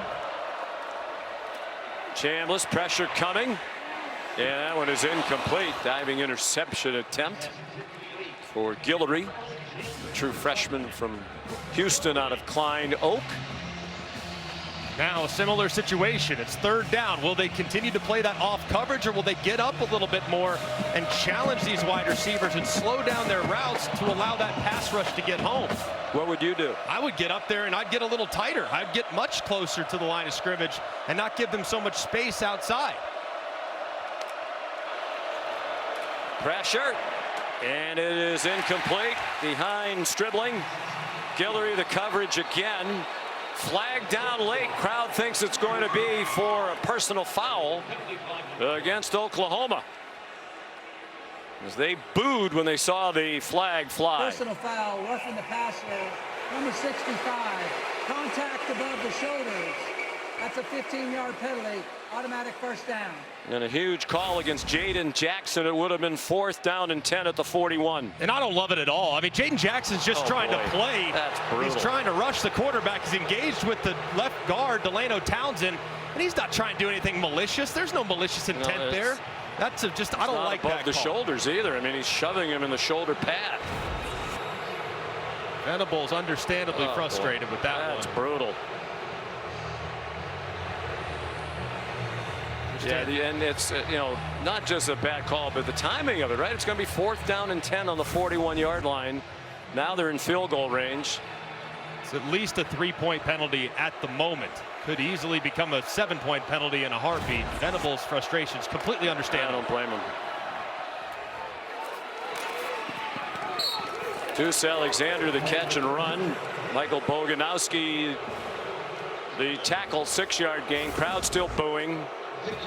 It's frustrating very much as a defense to have a call go against you. I get that, but you have to play the next play. You cannot allow that penalty to impact the urgency that you play with here on these next few snaps. So don't let it linger.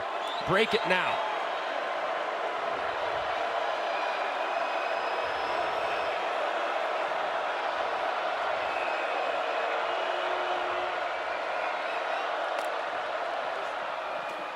Lacey, what footwork! And he has a first down to the 14-yard line. 6-yard gain. He's one of the best in the country at making defenders miss. For a guy that's tall too, I mean, he's got long legs, he's high hipped. For him to be able to break as quickly as he does and slide laterally is very impressive.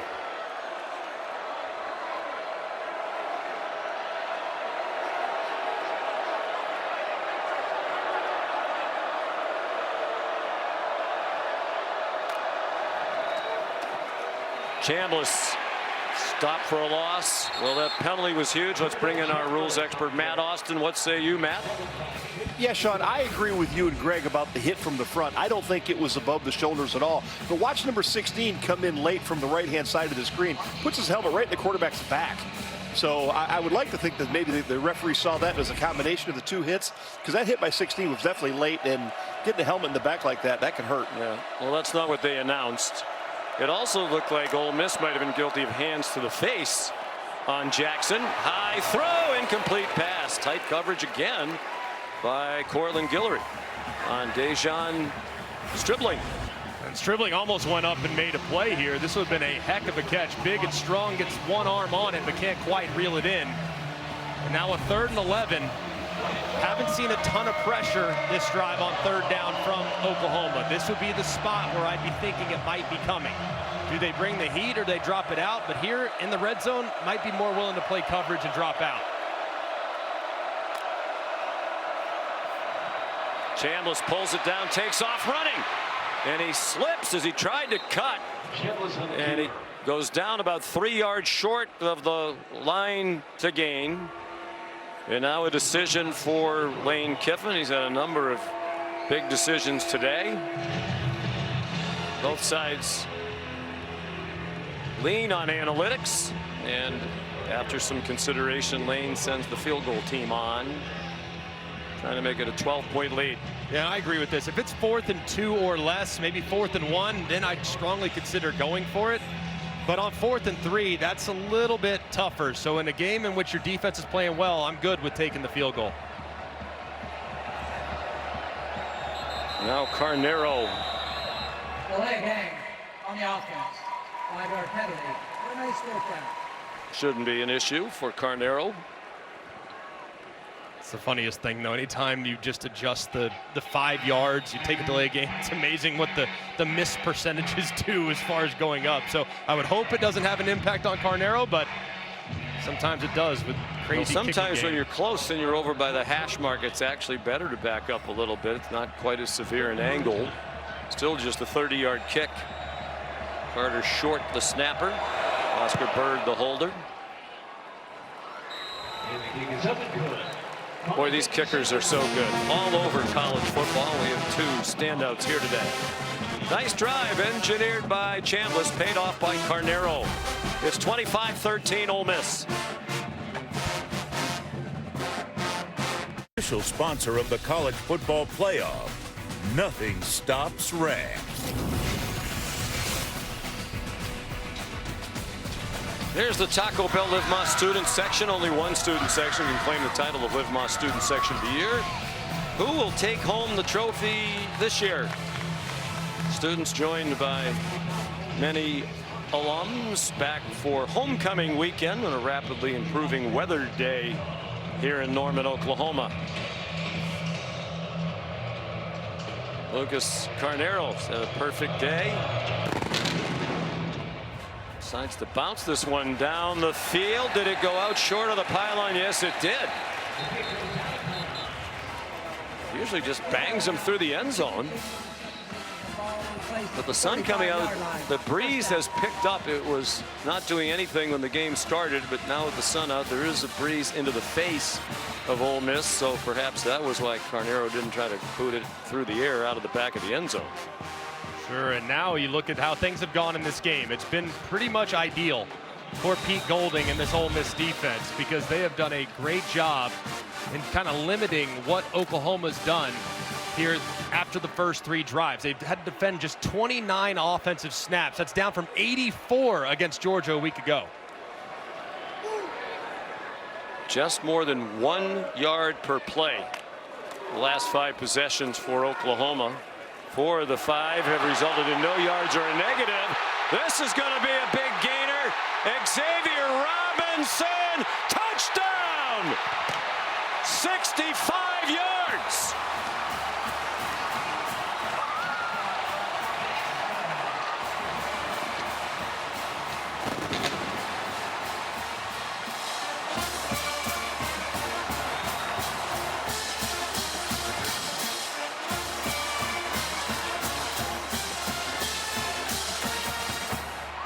And time to update the Oklahoma drive chart.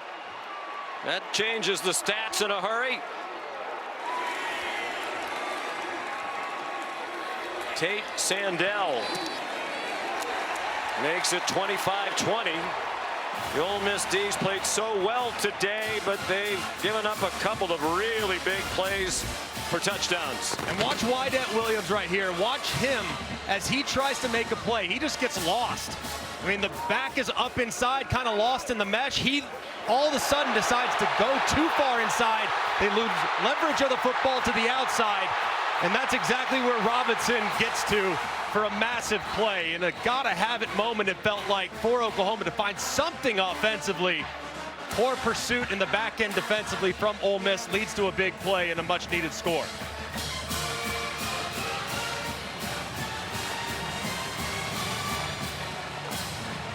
Xavier Robinson, sophomore from Yukon, Oklahoma. Longest run of his career. The previous was 40 yards last year against Alabama in a win over the Tide here. It's the longest rush of the season for Oklahoma. They had 12 yards rushing. Prior to that 65-yard run, I won't ask the academic All-American at Alabama to add that up for us. That'll change the averages in a hurry, won't it? It will indeed. And it's just more of the same for Ole Miss. Breakdowns in defense, whether it's in pass coverage or run fits, and they pay the price. 76-yard touchdown pass for Oklahoma in the first half, a 65-yard touchdown run. Crowd back into it. Now, very important for Ole Miss to kind of get things back on track for them. Their offense is the most important drive of the day by a mile. To kind of flip momentum and kind of get that crowd to calm down just a hair.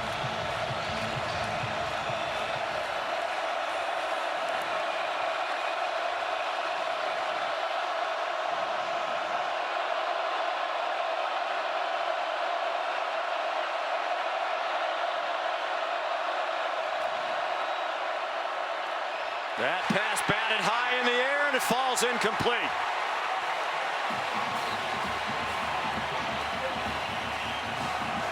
Grayson Halton's had a nice day in the middle of that defensive line.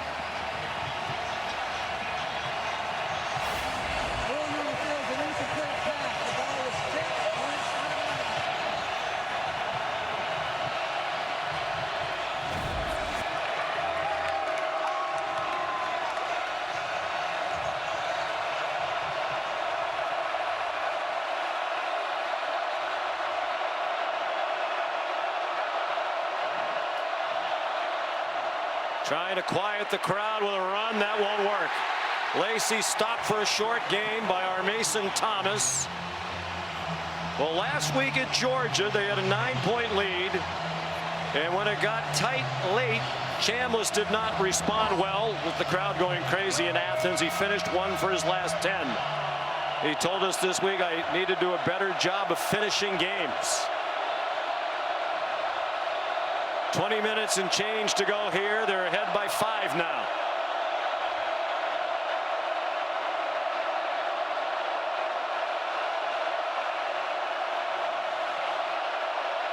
Play clock down to the final seconds. Chambliss, quick header, and the ball's incomplete.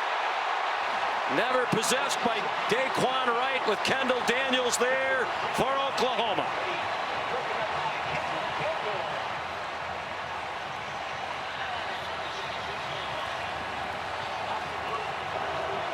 What great recognition by Daniels. Watch immediately how quickly his eyes go right to the screen. Looks right at it, sees it, goes straight to it, and makes a play. That's great play recognition by Daniels for the stop. Oscar Bird to punt to Satania. Very short punt. Took a good bounce, but still not a good punt. Out of bounds at the 41-yard line. Just 32 yards. Oklahoma back within a score. You're watching SEC All Day, presented by IHG Hotels and Resorts. Clemson and Red Hot Alabama, winners of 6 in a row. They're at South Carolina, followed tonight at 7:30 Eastern Time by number 3 Texas A&M and number 20 LSU. Both games available on the all-new ESPN app. Here in Norman, momentum on the side of Oklahoma after the 65-yard touchdown run by Xavier Robinson, who gets 3 to start this possession. I think they need to continue to try to lean on that offensive line. This group is playing with an inspired look these last few plays, seeing a little more movement of those powder blue helmets being pushed back a lot more than we saw in the first half of the football game. They have 233 yards of offense to the Sooners, 180 of them on 3 plays. 53 yards on every other play. Here's Deion Burks with some running room after the catch. And on the Oklahoma sideline, they think he got the first down. He did. Here's Molly. Well, at halftime, Lane Kiffin warned his team about these swings and momentum that they'll see in the second half. He told them, we've been in this position before. Last week, we were up 2 scores and didn't finish. We would be undefeated if it weren't for that. So learn from your mistakes. Finish this game. And defensive players telling each other on the sidelines, finish them. Do not let them get any more confidence here. Sean. All right, Molly, thank you. That's the big play that's hurt them. Robinson again, and a flag thrown.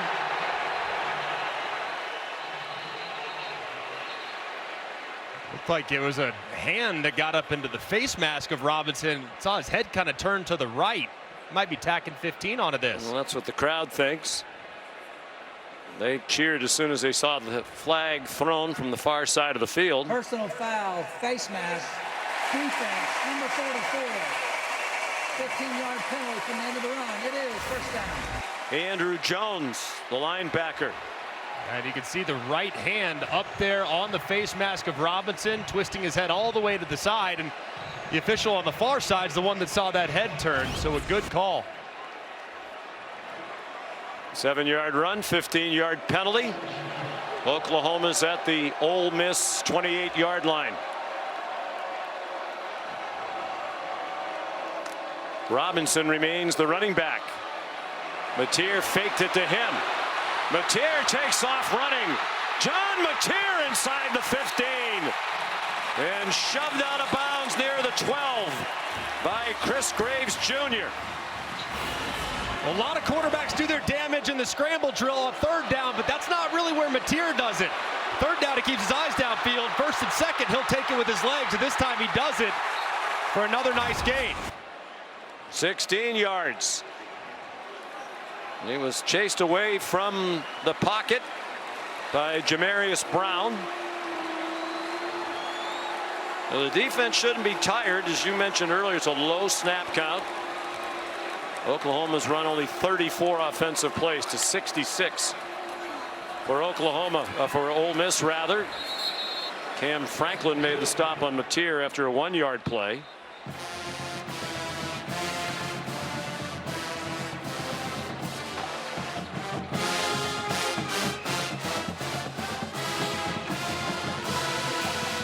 part of the field, they do a really good job of trying to find opportunities for matchups. And the two guys that can exploit those two matchups are down here in the slot. You have Burks, who's lined up one-on-one, and Satania one-on-one down here as well.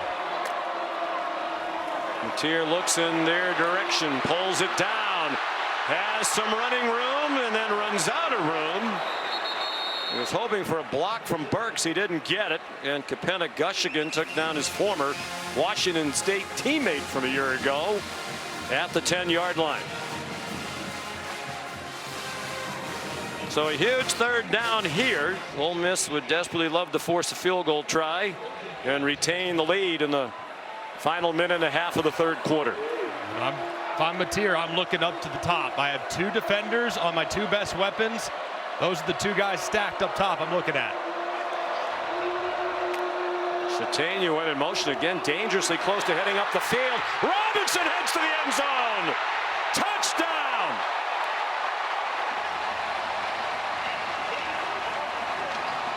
Back-to-back scores for Robinson and the lead for OU.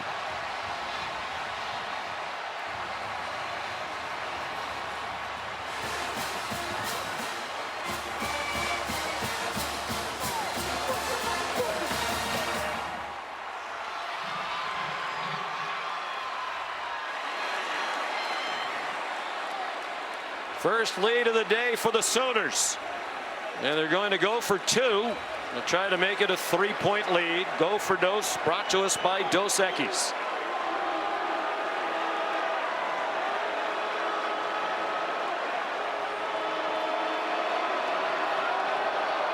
Corey Blaylock went in motion. Matier throws it in his direction, but low, and the try for two fails.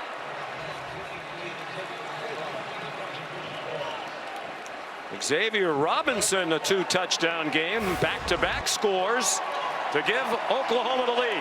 And these two offensive linemen right here on the left side, Ozaida and Fususi, they try to go against Will Eccles, who kind of olays his way out of the hole, tried to go around him to the outside, but him moving just ever so slightly allows for plenty of space up on the interior. And that's where Robinson finds it, just poorly defended along the line of scrimmage by Ole Miss, but a great job by the O-line of Oklahoma.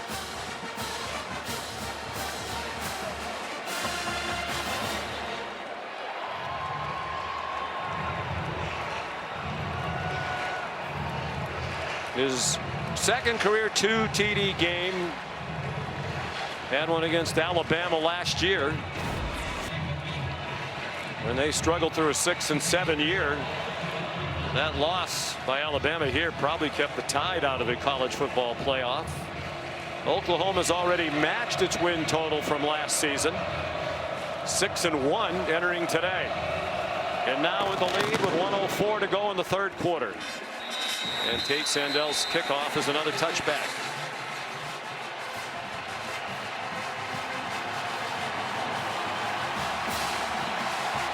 Well, shades of last week when they had a 2-score lead and let it get away. The difference today for Chambliss, he has plenty of time to rally the troops.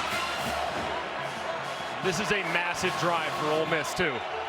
They have got to find something in the run game. They had 98 yards rushing in the first half.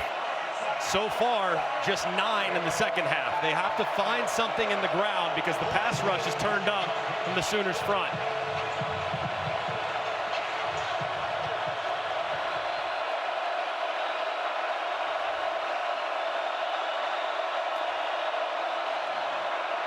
Pressured as he rolls to the right. Caught. Good play on first down for the Rebels. Keywan Lacey. They'll mark him down at the 34-yard line. Well, a gain of 9. Talked to Charlie Weiss and Lane Kiffin. They said we should have done a better job in the fourth quarter to take care of their quarterback by moving the pocket and running the football. There they moved the pocket on 1st and 10. Good play. Lacey did not get the first down. Jaden Jackson made the play, the sophomore from Indianapolis.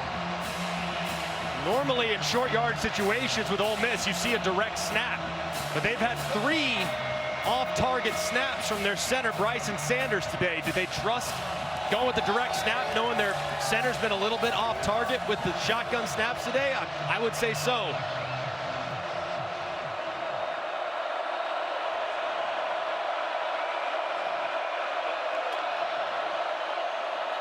Play fake to Lacey, down the middle. Luke Haas was wide open behind the defense, and the ball was too long.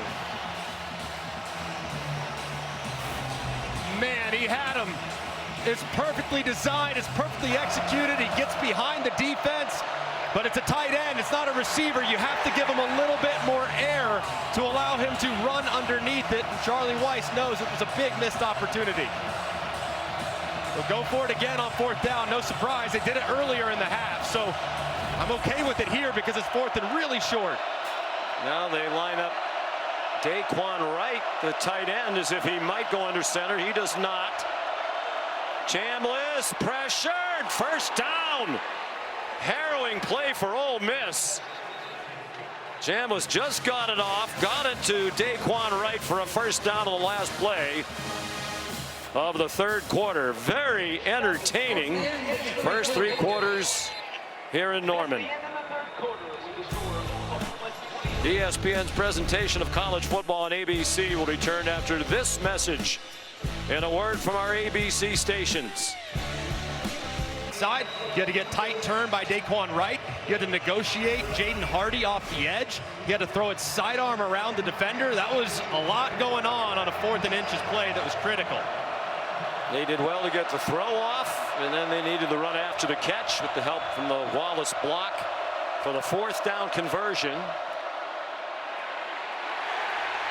Kip Lewis, another tackle to hold it to a 1-yard gain for Kewan Lacey.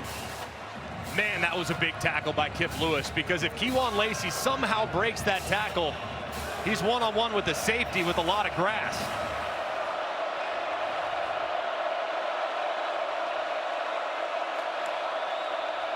Chambliss faked it to Lacey, stayed in the block, a wide open receiver. Winston Watkins inside the 20. 40-yard gain for Watkins.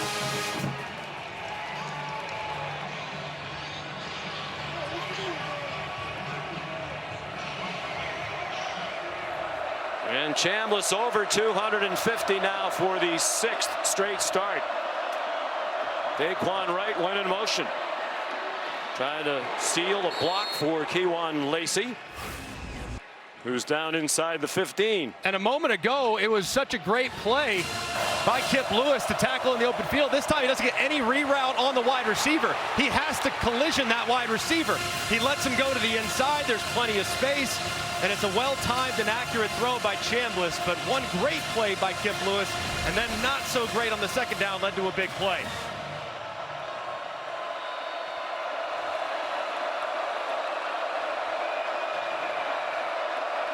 Second and 6. At the very least, they're in field goal range, which would put them back on top. They want at least 6. Timeout called by Ole Miss. Before the clock ran out, timeout. Ole Miss.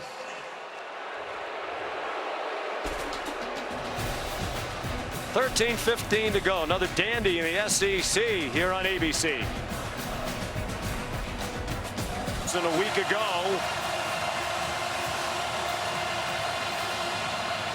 Ole Miss twice led by a couple of scores, watched the lead disappear, and now driving to reclaim it. 2nd and 6. They're on the move at the Oklahoma 14.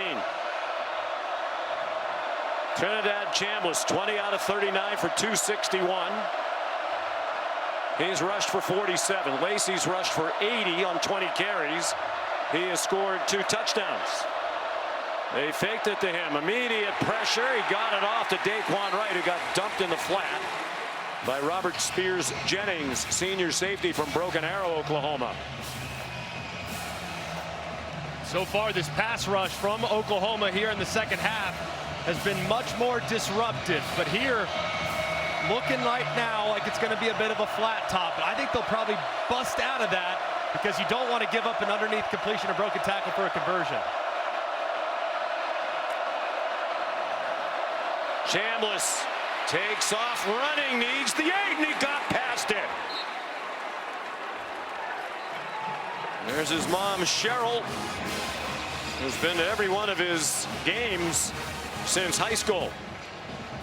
Just a great call against that breakout zone coverage. Gain of 10, 1st and goal. Lacey had nowhere to run. It didn't help that he slipped, but to see if crimson-clad defenders in front of him, led by Taylor Wine and Cortland Guillory, to drop it for a loss of 2. And earlier in the game, Ole Miss had some success running the ball to the perimeter, and they've kind of adjusted. They've gone more up and inside, but here on 2nd down, your Oklahoma's defense, think deception. Find Daquan Wright, the tight end. They might try to bluff him and get him into the end zone some way, somehow. They line up in the pistol now. We haven't seen much of that today. Play fake to Lacey. Chambliss throws wide open. Touchdown. Trace Bruckler.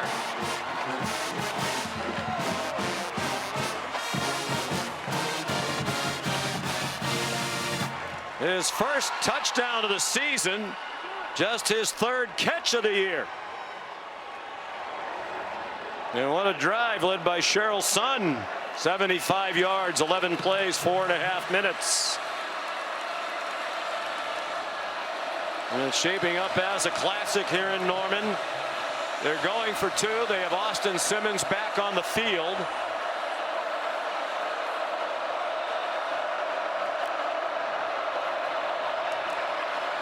And that one is incomplete. Off the hands of Caleb Odom. To the frustration of Lane Kiffin. That's huge. Would have been a 7-point lead. Now a touchdown, and you're behind again. Well, everybody knows that Daquan Wright's the go-to guy this part of the field. So what do they do with him? They utilize him as a decoy.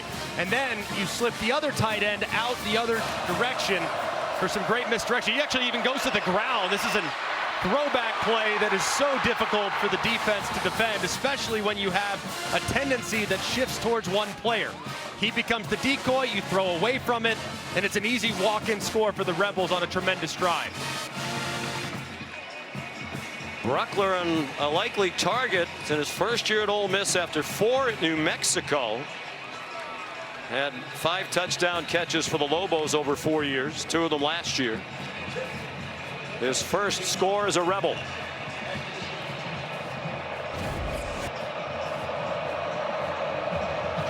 .5 to go. Carnero taking off with the wind. It's touchback. Here's Kevin Nagandi. Sean, AT&T keeping fans connected as we take a look at our multi-view, showcasing a bunch of great games across our networks. We're keeping an eye on what's going on in Chapel Hill.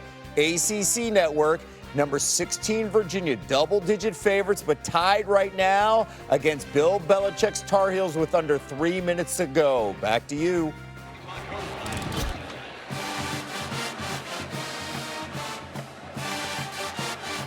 All right, Kevin. So now the onus back on John Mateer.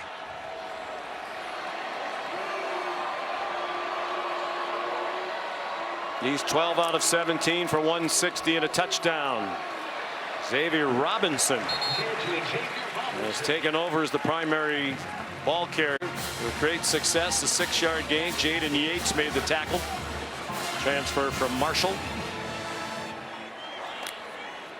The Sooners line up very quickly. Mateer waved his way near the 33 before he was driven back by Yates again. And TJ Dottery, their 2 linebackers in a 4-2-5 alignment. Big reason why Oklahoma's been able to climb back in this game has been the improved play along the offensive line.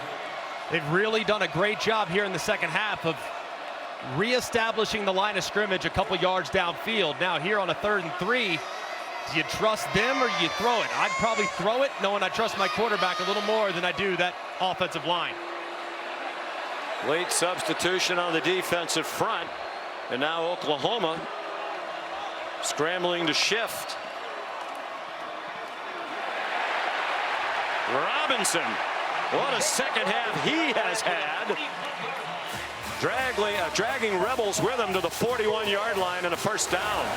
It's another good job by the left side of this offensive line. They have done a really nice job these last few plays. Pierre-Louis and Fususi just getting some movement there on the left side and creating a hole for Robinson. He's up to 101 yards on just 7 carries.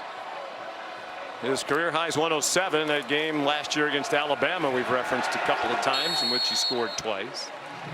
Stopped after a short gain there by Suntarian Perkins.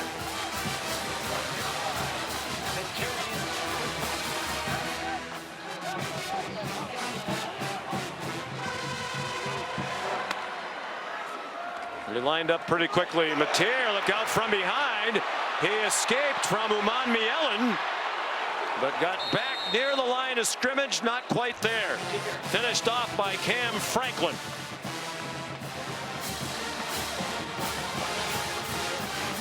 Uman Mielen has had a really big game. Again, just right around the left tackle. Fususi forces Mateer. It's a good job by Mateer staying up initially, and then nothing's there downfield and rallying for another sack. 3rd and 10, though, thinking Satania all day long. He's their guy on 3rd down. Doesn't even look like he's on the field here, so you'd be thinking Burks instead. Mateer, lots of time, steps into the throw, and it's broken up. Well covered. He did try to get it to Deion Burks. It was defended by Wydett Williams Jr. It was a little slow to get up. He landed hard, might have knocked the wind out of him. Man, he was in the air for a very long time, and like you said, John, hits really hard on the sideline, but that was a great defensive play by Williams, who would not fit the run earlier that led to the big touchdown run by Robinson. This time he makes a great play in the passing game. He's a transfer from ULM. Had a nice year last year for the Warhawks, and they needed some reinforcements. They lost a lot of veteran defensive backs from a year ago. Timeout, 8:46 to go. For practice. So she went to AutoZone, where she finds the right replacement fast. So she makes it to practice early. Like, really early. In the zone, AutoZone. Swiffer Duster traps 4 times more dust for a clean even mom approves of. That reach. Making hard to reach So easy. now with dust-busting strips, it removes even built-up dust. Swiffer Duster Heavy Duty. Love it or your money back. ABC College Football is presented by the Starbucks Coffee Company. You're watching the SEC on ABC. From Norman, Oklahoma, just the 3rd meeting all time between the Sooners and the Rebels. They'll get to know each other well. The 9-game schedule coming in the SEC of conference games next year. Each team will have 3 opponents they play every year over the next 6, and for Oklahoma and Ole Miss, the opponent today is one of those 3 teams. Grayson Miller, a punt, and it rolls down near the 15-yard line. It was 22-10 for Ole Miss at the half. They still had 25-20 in the 3rd quarter. Xavier Robinson, a 65-yard touchdown run, followed it up with another to give Oklahoma its first lead, and then a nice drive resulted in a touchdown catch by Trace Buckler.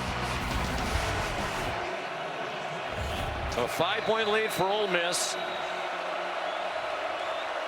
They've had a decided edge in time of possession and plays run, and that 43 plays run by Oklahoma has helped limit the pitch count for that Ole Miss defense, which has been a concern for Pete Golding, particularly lately, and the starters played too many plays.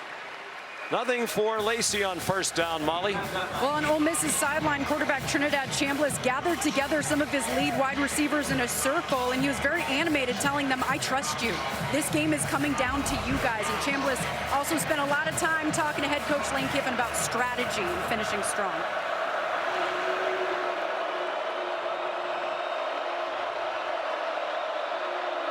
I think the strategy, Greg, would be you can't be too conservative here. The way this game is going, each team responding.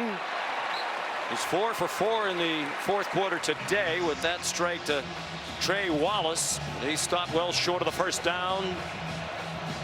Third down along 5. They're 9 out of 18 on third down. 50%. Oklahoma's opponents were converting only 24% of the time prior to today. There's a lot of cushion right now over Caden Lee. He's in the slot down at the bottom, and they're 9 or 10 yards off of him on just a 3rd and 5, excuse me. Lacey went out wide. That pass is incomplete. Off the hands of Harrison Wallace, the 3rd. And eyeing an interception, the Sooners defense. That was well defended there on the outside. They actually hit the exact same play earlier in the game, but they were able to negotiate around the defender, but it was Okoye who dropped right underneath it. It was well covered by the corner. So a 3-and-out forced by Oklahoma. 4th punt of the day for Oscar Bird. And a good one with the wind at his back. Isaiah Satania. The ball came out at the end. Rebels think they have it. No word yet from the officials. Yes, it is. Ole Miss ball. Rolling on the field is a fumble by Oklahoma, recovered by Ole Miss. First down. Deuce Alexander knocked it out. And Trace Bruckler, who scored the go-ahead touchdown a moment ago, recovered it. And it was Bruckler who was coming in to clean it up right here with the elbow. As you see the ball start to slip out. Tremendously well done by the punt cover team for Ole Miss. You referenced Alexander, but there's Bruckler right there with the elbow. Is that left knee down? They'll look at it. First turnover of the game. Watch the and left. Just the 5th takeaway of the year for Ole Miss. Yep, nothing down. That was a massive moment there. Field is a fumble. The previous play is under further review.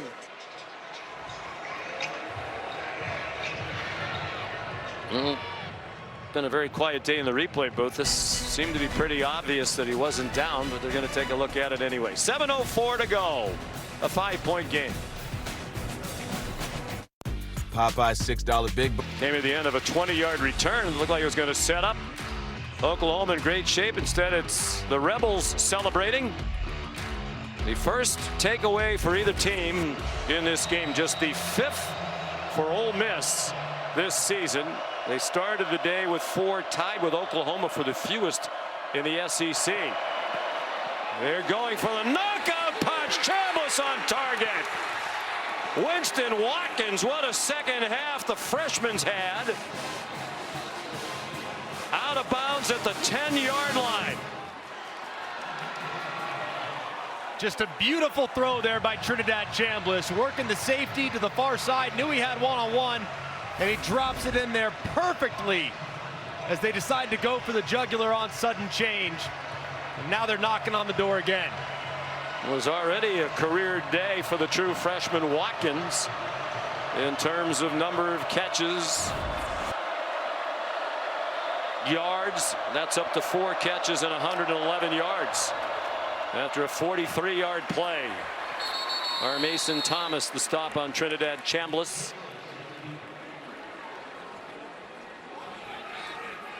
Hasn't been anything for Ole Miss in the run game here in the second half. So the big sequence here, obviously a field goal still makes it a 1-possession game. So very important for Ole Miss to try to get 6. Path of least resistance through the air though. Running the ball has been a non-starter here in the second half of this football game.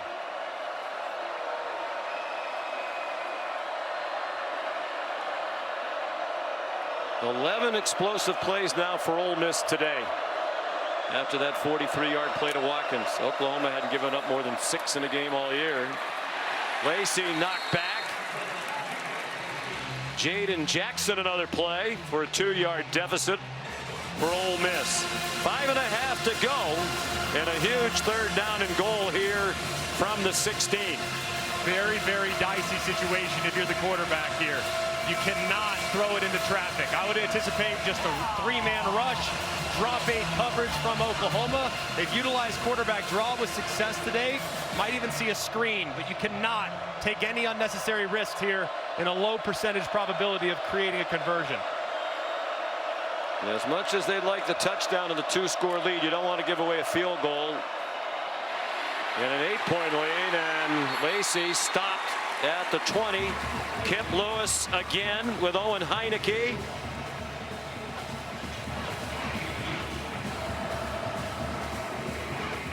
Loss of 4, and here comes the field goal team. Really big stand there from Oklahoma's defense. After the big play given up, they're on their heels, and then 3 straight plays they knock Ole Miss back to stop the touchdown drive. 12 tackles now for Kip Lewis. Here's a 37-yard attempt by Carnero to give them an 8-point lead.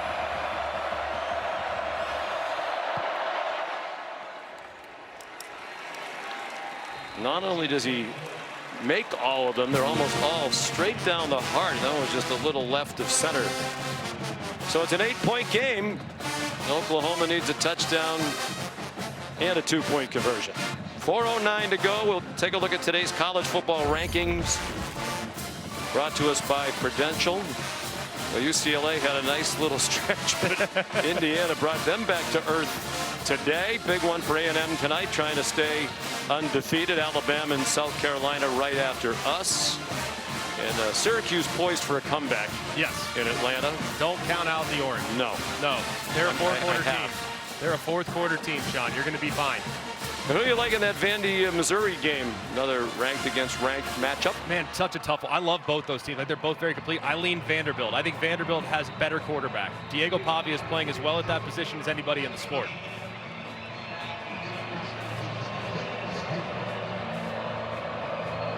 No fade in the 4th quarter today for the Ole Miss offense. Carnero's 4 field goals, tying his career high, kicked 4 last year for Western Kentucky against Jacksonville State. I know you called that game. Another touchback by Carnero, been a difference maker for Ole Miss this season. So here comes Mateer, full complement of timeouts, 2-minute stoppage, down by 8. Really their best offensive weapon so far in the second half has been running the football with Xavier Robinson. So no need to get into a 2-minute operation. You got plenty of time. You know you need the touchdown and a 2-point conversion, but don't abandon the run by any stretch.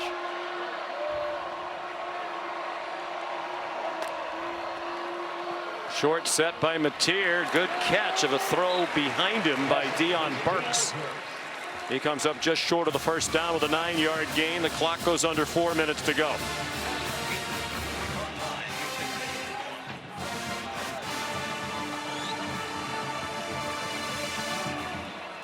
Sun shining as brightly as it has all day now. Jaron Kanak, the tight end. Good run after the catch to get them all the way to midfield with a 16-yard pickup. Former linebacker who converted to tight end this season, successfully so. He's the 4th leading tight end in the country in terms of receiving yards this year with nearly 400. A flinch along the line. There is a flag, probably offside against Ole Miss. The pass incomplete to the far sideline, but it did look like the Rebels jumped. Might get one on the left tackle too, because it looked like Guman Mielen was coming off the edge and might have had his momentum slowed by a grab at the jersey. I think Lane Kiffin agrees with you. Against both teams. Holding 56 on the offense. Offside defense number 51. Those offset. We'll replay. First down. Xavier Harris jumped. Ben Arbuckle, Brent Venables' offense coordinator, referred to Harris yesterday as Shaquille O'Neal. Said he looks like Shaquille O'Neal in the middle of that defensive line at 6'8", 330 pounds. Veteran player. Unusual to see a guy play 4 or 5 years for one school these days, but he's making his 45th appearance for Ole Miss. Mateer trying to get away. And he did remarkably well to get back to the line of scrimmage. given that it didn't look promising for him for most of that. Under 3 minutes to go. They have plenty of time at midfield already, and with the 3 timeouts and the 2-minute stoppage. You got to think at some point they're going to try to pop a run here too. I mean, haven't seen any runs on this drive so far, and that's been their best weapon offensively. And against the 5-man box, I'd run it here. 4-man rush, some twisting inside by the Rebs front. That throw up for grabs, intended for Satania, covered by Gushikin. 3rd down and 10, 2:34 to go. Very aggressive on these last couple plays from Ben Arbuckle when the quick passing attack was really good. So far, Ole Miss in the back end defensively, they haven't tackled real well. So I don't really know why they're trying to get it all right now. Just get the catch and run stuff that's worked so well for you.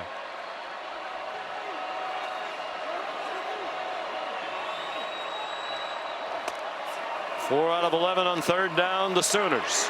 Mateer, single coverage, lots of hand fighting, and there is a flag. 3 flags thrown, in fact. Ricky Fletcher likely going to be called for pass interference as he was covering Giovanni Gibson. Pass interference, defense, number 9. That's a 15-yard penalty. 1st down. I think it's the right call. I mean, he's just grabbing that right arm of Gibson, is trying to make a play on it, and you see him just hold on for dear life. So absolutely the correct call, regardless of how much he wants to try to argue it on the sideline. Gibson injured to start the year. He's become a presence in the last couple of weeks. Caught 5 balls against South Carolina last week. Big target, 6'2", 211. He looks even taller than that. Well, the penalty gives Oklahoma the 1st down with 2:28 to go. Mateer knocked back for a loss of 2. Will Venables use a timeout here? It seems he will. Cam Franklin leading the way for the Ole Miss defense. Well, they stopped the clock for a minute, but he didn't use a timeout. Now they're winding the clock. Mateer's on the sideline. And they're going to let it go to the 2-minute stoppage, apparently. Whit Neubauer, backup quarterback, came on the field.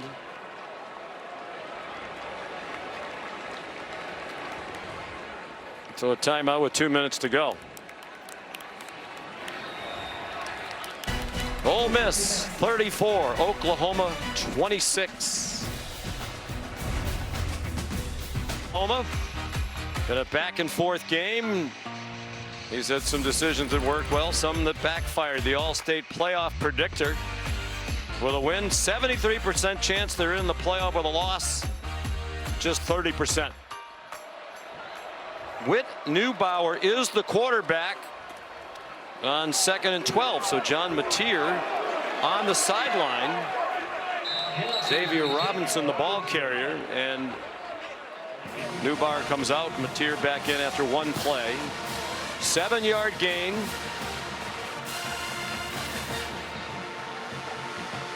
There's a replay. The clock never ran. We're going to check replay to confirm the clock.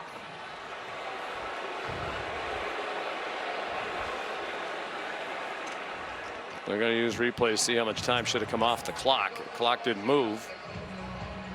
And one of the reasons the numbers are so promising for Ole Miss with an eye toward the playoff with a win today, they have, by SEC standards, a very easy schedule going forward. They don't have another ranked opponent on the schedule.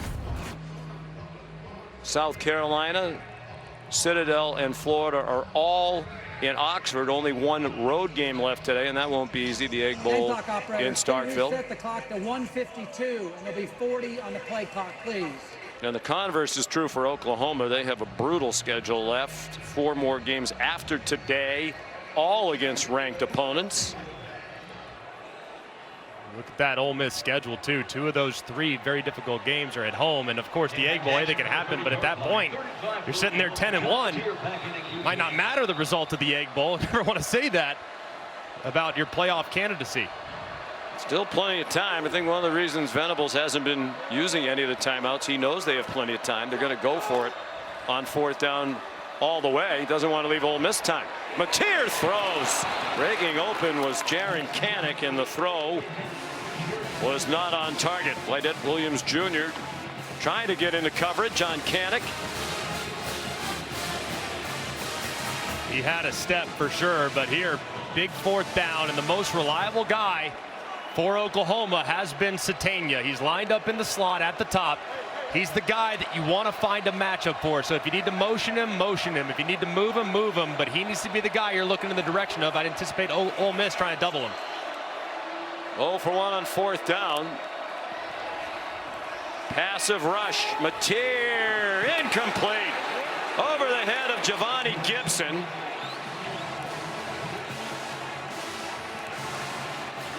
And the Ole Miss defense holds and takes over on downs.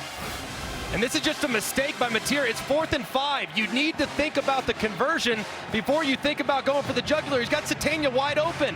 Give it to him at 1st and 10. Instead, on 4th and 5, you throw a low percentage throw down the field.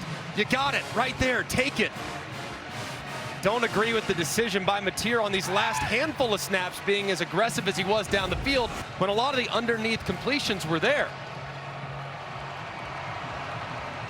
Now, that's one of the things that Brent Venables, Ben Arbuckle told us about Mateer. They appreciate what a fine season he's had, but they do believe the decision-making could be better. I thought it was particularly a problem in the loss against Texas. Understandable. You know, he's a Dallas-Fort Worth kid playing in the Red River rivalry. He's Kewan Lacey, wants to stay in bounds and does with an 8-yard gain. Owen Heineke finally got him down. And Oklahoma will use its first timeout. Timeout, Oklahoma. Their first of the half. I think you're right, though, Sean. I mean, when you watch Mateer, and he's so great. I love watching this young man play. He's such a competitor. But the game management, there are aspects where you can grow there. And I think being too aggressive at times, pressing at times, is something that's been kind of used against him. And it's led to mistakes like right there on a 4th and 5 when you got a 1st and 10 right in front of you. And I think if you're an Ole Miss fan, you know, the offense is probably about what you expected, maybe even better, given the caliber of the competition on the opposing defense today. If you're a Rebels fan, I would be encouraged by the defensive play today. Gave up a couple of big plays. That's been an ongoing problem. But they also made plays, and they haven't really made a lot of big plays through the first 7 games. And there haven't been nearly as many mistakes. And if you point to the big plays created, they were mistakes. There was a poor run fit by Lydette Williams on the long run. They blew a coverage that allowed Satania to get deep for a big one as well. So they can kind of look internally and say, hey, those plays were on us. And that's always kind of a good feeling from a coaching standpoint. Well, Oklahoma clinging to hope that helps as they stop that play for a loss for Lacey. They're down to 1 timeout left. And if Ole Miss can convert here, it is over. And they will have their first ranked win against an SEC opponent on the road in the 6th-season Lane Kiffin era. He keeps checking boxes, things that either haven't happened at Ole Miss or haven't happened in a long time. And for as much as he's done, you know, play for a conference championship, get in the college football playoff. There's more to be done, but what he's done is remarkable. They're in the pistol. Must-stop situation for Oklahoma. Lane Kiffin wants to make sure they have the right play. 30 seconds. I think another part of the story, Trinidad Chambliss, by his own admission, said I need to do a better job finishing games. He's done that today. He started it well, too. I mean, accurate throw on the move there to Caden Lee in a very tight window.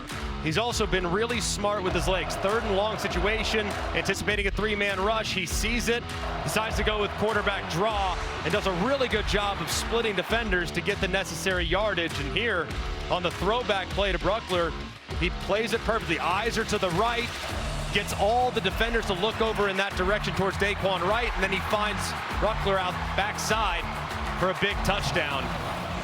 He's been so good today, and they'll be curious, do you trust them to throw it here? They've had a hard time running between the tackles. So they go with maybe a high percentage throw? Probably not. Probably just run it here, maybe to the outside. I would not throw it if I were them. Make Oklahoma use the last timeout. Here's Kewan Lacey, and he'll be stopped for a loss. Initial contact from Kendall Daniels.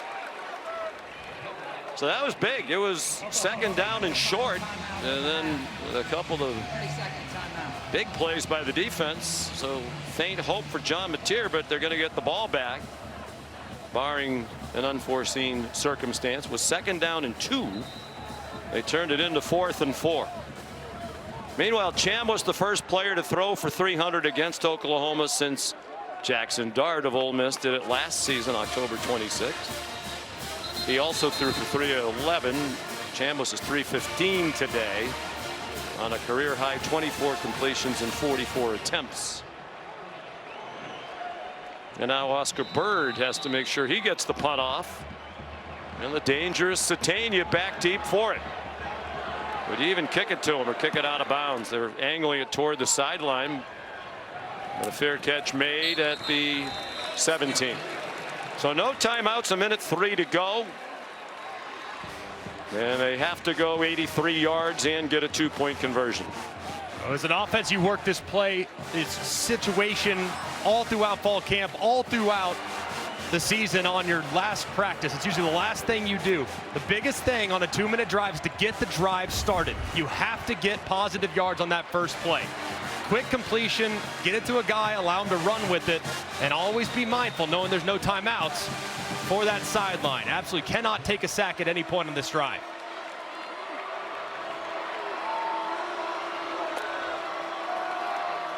Four-man rush. Mateer down the sideline. Some space for Gibson.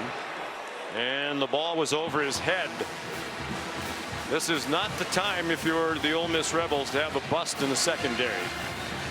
Yeah, and that time, I mean, Gibson was wide open, and Mateer just missed him. I mean, that was a big missed opportunity for the Sooners. 59 seconds to go. Mateer pressured from behind, got it off to Xavier Robinson down the sideline, got all that he could, and then got knocked across the boundary at the 38. 21-yard gain, career day for Robinson. He's rushed for 109. That's his career high. It's the most by an Oklahoma running back this year. Reminder, 2 freshman tackles. We're going to get Zuman Miel and Centarian Perkins on the edge. Short throw and catch. Kanik taken down by Gushikin. The clock runs after an 8-yard completion. They need 54 more yards in 35 seconds. All day to throw for Mateer. Couldn't find anybody open. And throws it away to stop the clock with 27 seconds. Will Eccles had pressure. He's had a nice day. Now an opportunity for Ben Arbuckle to communicate with his quarterback. Hey, it's 3rd and 2. You got to extend this drive. Get the first down. Get up there and execute some type of clock operation or get a play called as quickly as humanly possible. But downs over big plays here. Got to convert. Satania in motion. You would think they would tilt coverage toward him. Mateer scrambling away from Uman Mielen. The ball is free. No whistle yet. The pressure came from Perkins. The Rebels make another huge play on defense and have the football. Recovered by Ole Miss. First down. And they'll take a look at it because it looked like as Mateer was rolling to his left, he was trying to initiate a throw. Is the hand moving forward before the ball comes loose? Let's take a peek here. Ooh, it's very, very close. Hand is moving ever so slightly forward, but they feel as though there's enough replay evidence to overturn the call on the field. The previous play is under further review. And as they review it, let's bring in Matt Austin again. What do you think, Matt? Yeah, Sean, I definitely think that he has control of the ball and starts his hand forward before it hits the defender's arm and is knocked out. So I think this should be a forward pass. They'll come back and Oklahoma's going to get another play. Yeah, and you see right here, as it starts to initiate forward, he's still grasping the football. So Naturally, I was probably going to lean towards the quarterback there. It does look like he's trying to throw it, and that'll be a batted pass as opposed to a sack fumble. But the play made by Perkins, we mentioned earlier, had 4 sacks in this game last year, 10.5 for the season. Hasn't had a sack this year. Talking to the Ole Miss people, they said it's a different circumstance. He was almost completely a pass rusher last year. Other guys got a lot of attention. They've used him dropping a bit this year. They feel like he's had a good year, even though he doesn't have the sack numbers. But he and that defensive front have come to life today. Impact plays. Well, they call them havoc plays. Right. There was the Oklahoma defense who came into today with the most havoc plays in the country. But it's been Lane's defense wreaking havoc today. I think it just goes back to the youth that Oklahoma has at both tackle spots. And Uman Mielen is a handful off one side, and with Perkins' speed on the other, that's a lot for any offense to account for in obvious passing situations. Mateer and the Sooners hoping for one last chance. It was an incomplete pass. The ball will be at the 46-yard line. It'll be 4th down. Gamecock operator, please reset the game clock to 21 seconds, please. Well done by the replay booth. Been a well officiated game. Cannot emphasize this enough. Last time on 4th down, Mateer went for the big play. You have to get the first down before you can worry about the points. To extend this drive, you need 2 yards. Get those first. 4th and 2. They do get the first down. Satania to the 45-yard line of Ole Miss. The clock stops for a moment. They spike it to kill it. 12 seconds to go after a 9-yard completion on 4th and 2. Now do you have to start firing toward the end zone? Yes. Now, especially on the right hash, in a perfect world, right-handed quarterback, you'd be on the left hash, give you a little more room to work to your throwing hand. So they'll probably go 3 by 1, 3 to the left. You can move the quarterback a little bit to his left, get a 15, 20-yard play, and see if you can get maybe 1 or 2 shots at the end zone. We're at the 45. And Lane Kiffin's going to use his last timeout. 30-second timeout. And how do you align defensively? Do you drop players way back, or do you still have to play a more conventional defensive alignment? No, I would drop way back. I would have 3, maybe 4 safeties deep. I'd probably have heels at the 20-yard line. Right now, they're sitting at about the 45. Therefore, they're 25 yards deep or so. They cannot, under any circumstances, let anything go over their head. So I would try to flush as much to the field or back into the field, as opposed to the boundary as I could. I'd play outside leverage, forcing them back inside, and I would have heels at the 20, so I know for sure they won't get behind me. They were fractions from making a game-ending play. Mateer's arm just barely coming forward. An incomplete pass instead of the fumble that would have ended it. Keep an eye on Uman Mielen on the left-hand side. They'll have the running back over there to help with protection. Uman Mielen's at 6 tackles, 2 for a loss. Mateer near the line of scrimmage, throws incomplete behind Gibson. Several players slipping on this field that is chewed up after rain all day yesterday, most of the morning prior to kickoff and early into this game. That took up half of their remaining time, so it's possible this could be the last play for Brent Venables. And they put on Ivan Carrion, who's 6'6". He's down right here in the slot, trying to throw a jump ball to their tall wide receiver. It's not otherwise a tall receiving group. Mateer steps into the throw. That's not going to reach the end zone, and it's batted down by Wyatt Williams on the last play of the game. Gushigan and his former teammate Mateer congratulate each other. Ole Miss has its first win on the road against a ranked conference opponent under Lane Kiffin. And a huge win with an eye toward the Southeastern Conference race. With this win, the All-State playoff predictor has them with a 44% chance to finish 10-2. And right now they have the 7th best odds in the country of making the college football playoff, 4th best in the SEC. A lot of football to go. Here's Molly. Coach Kiffin. Quieter now than before. Oh, are you talking a little bit to Oklahoma's players? This guy yelled at me like during the game like 5 times how great they were, and we can't score on them. But your quarterback, Trinidad Chambliss, did. What kind of statement did he make with how he played against this defense that was much hyped headed into this game? This is a great defense. There's one of the best players in the country right there. So just really pleased how our guys finished off. We talked about it at halftime. You know, we had Georgia down 2 scores, and we let that one slip away, and so we didn't want to do it again. And so got a little hectic there, but I'm actually glad we won it on defense after all the, poor play last week and dealing with that all week. So I'm glad we didn't make a first down. So it's good our defense won it. Yeah, what are you most proud of from this defensive performance today? I think coming back after that, we played really poorly, and to come here and that's an elite moving quarterback with really good skilled players and in a hard place to play. I mean, this is one of the best programs in America, and so the crowd was going today, and just really happy of our guys overcoming adversity, getting to 7-1, and now we play at home the rest of the year. First ranked SEC road win too. Nice to have that under your belt. Yeah, I don't know about that stuff. Congrats on the win. All right, guys, have a good one. Happy Saturday. Lane Kiffin, 7-1, 4-1 in conference, and with no ranked opponents left on the schedule. 34-26, the final. So long from Norman, Oklahoma. It's not even November yet, and everyone's already fried. Not Barb, though. I was thinking Halloween camping. No.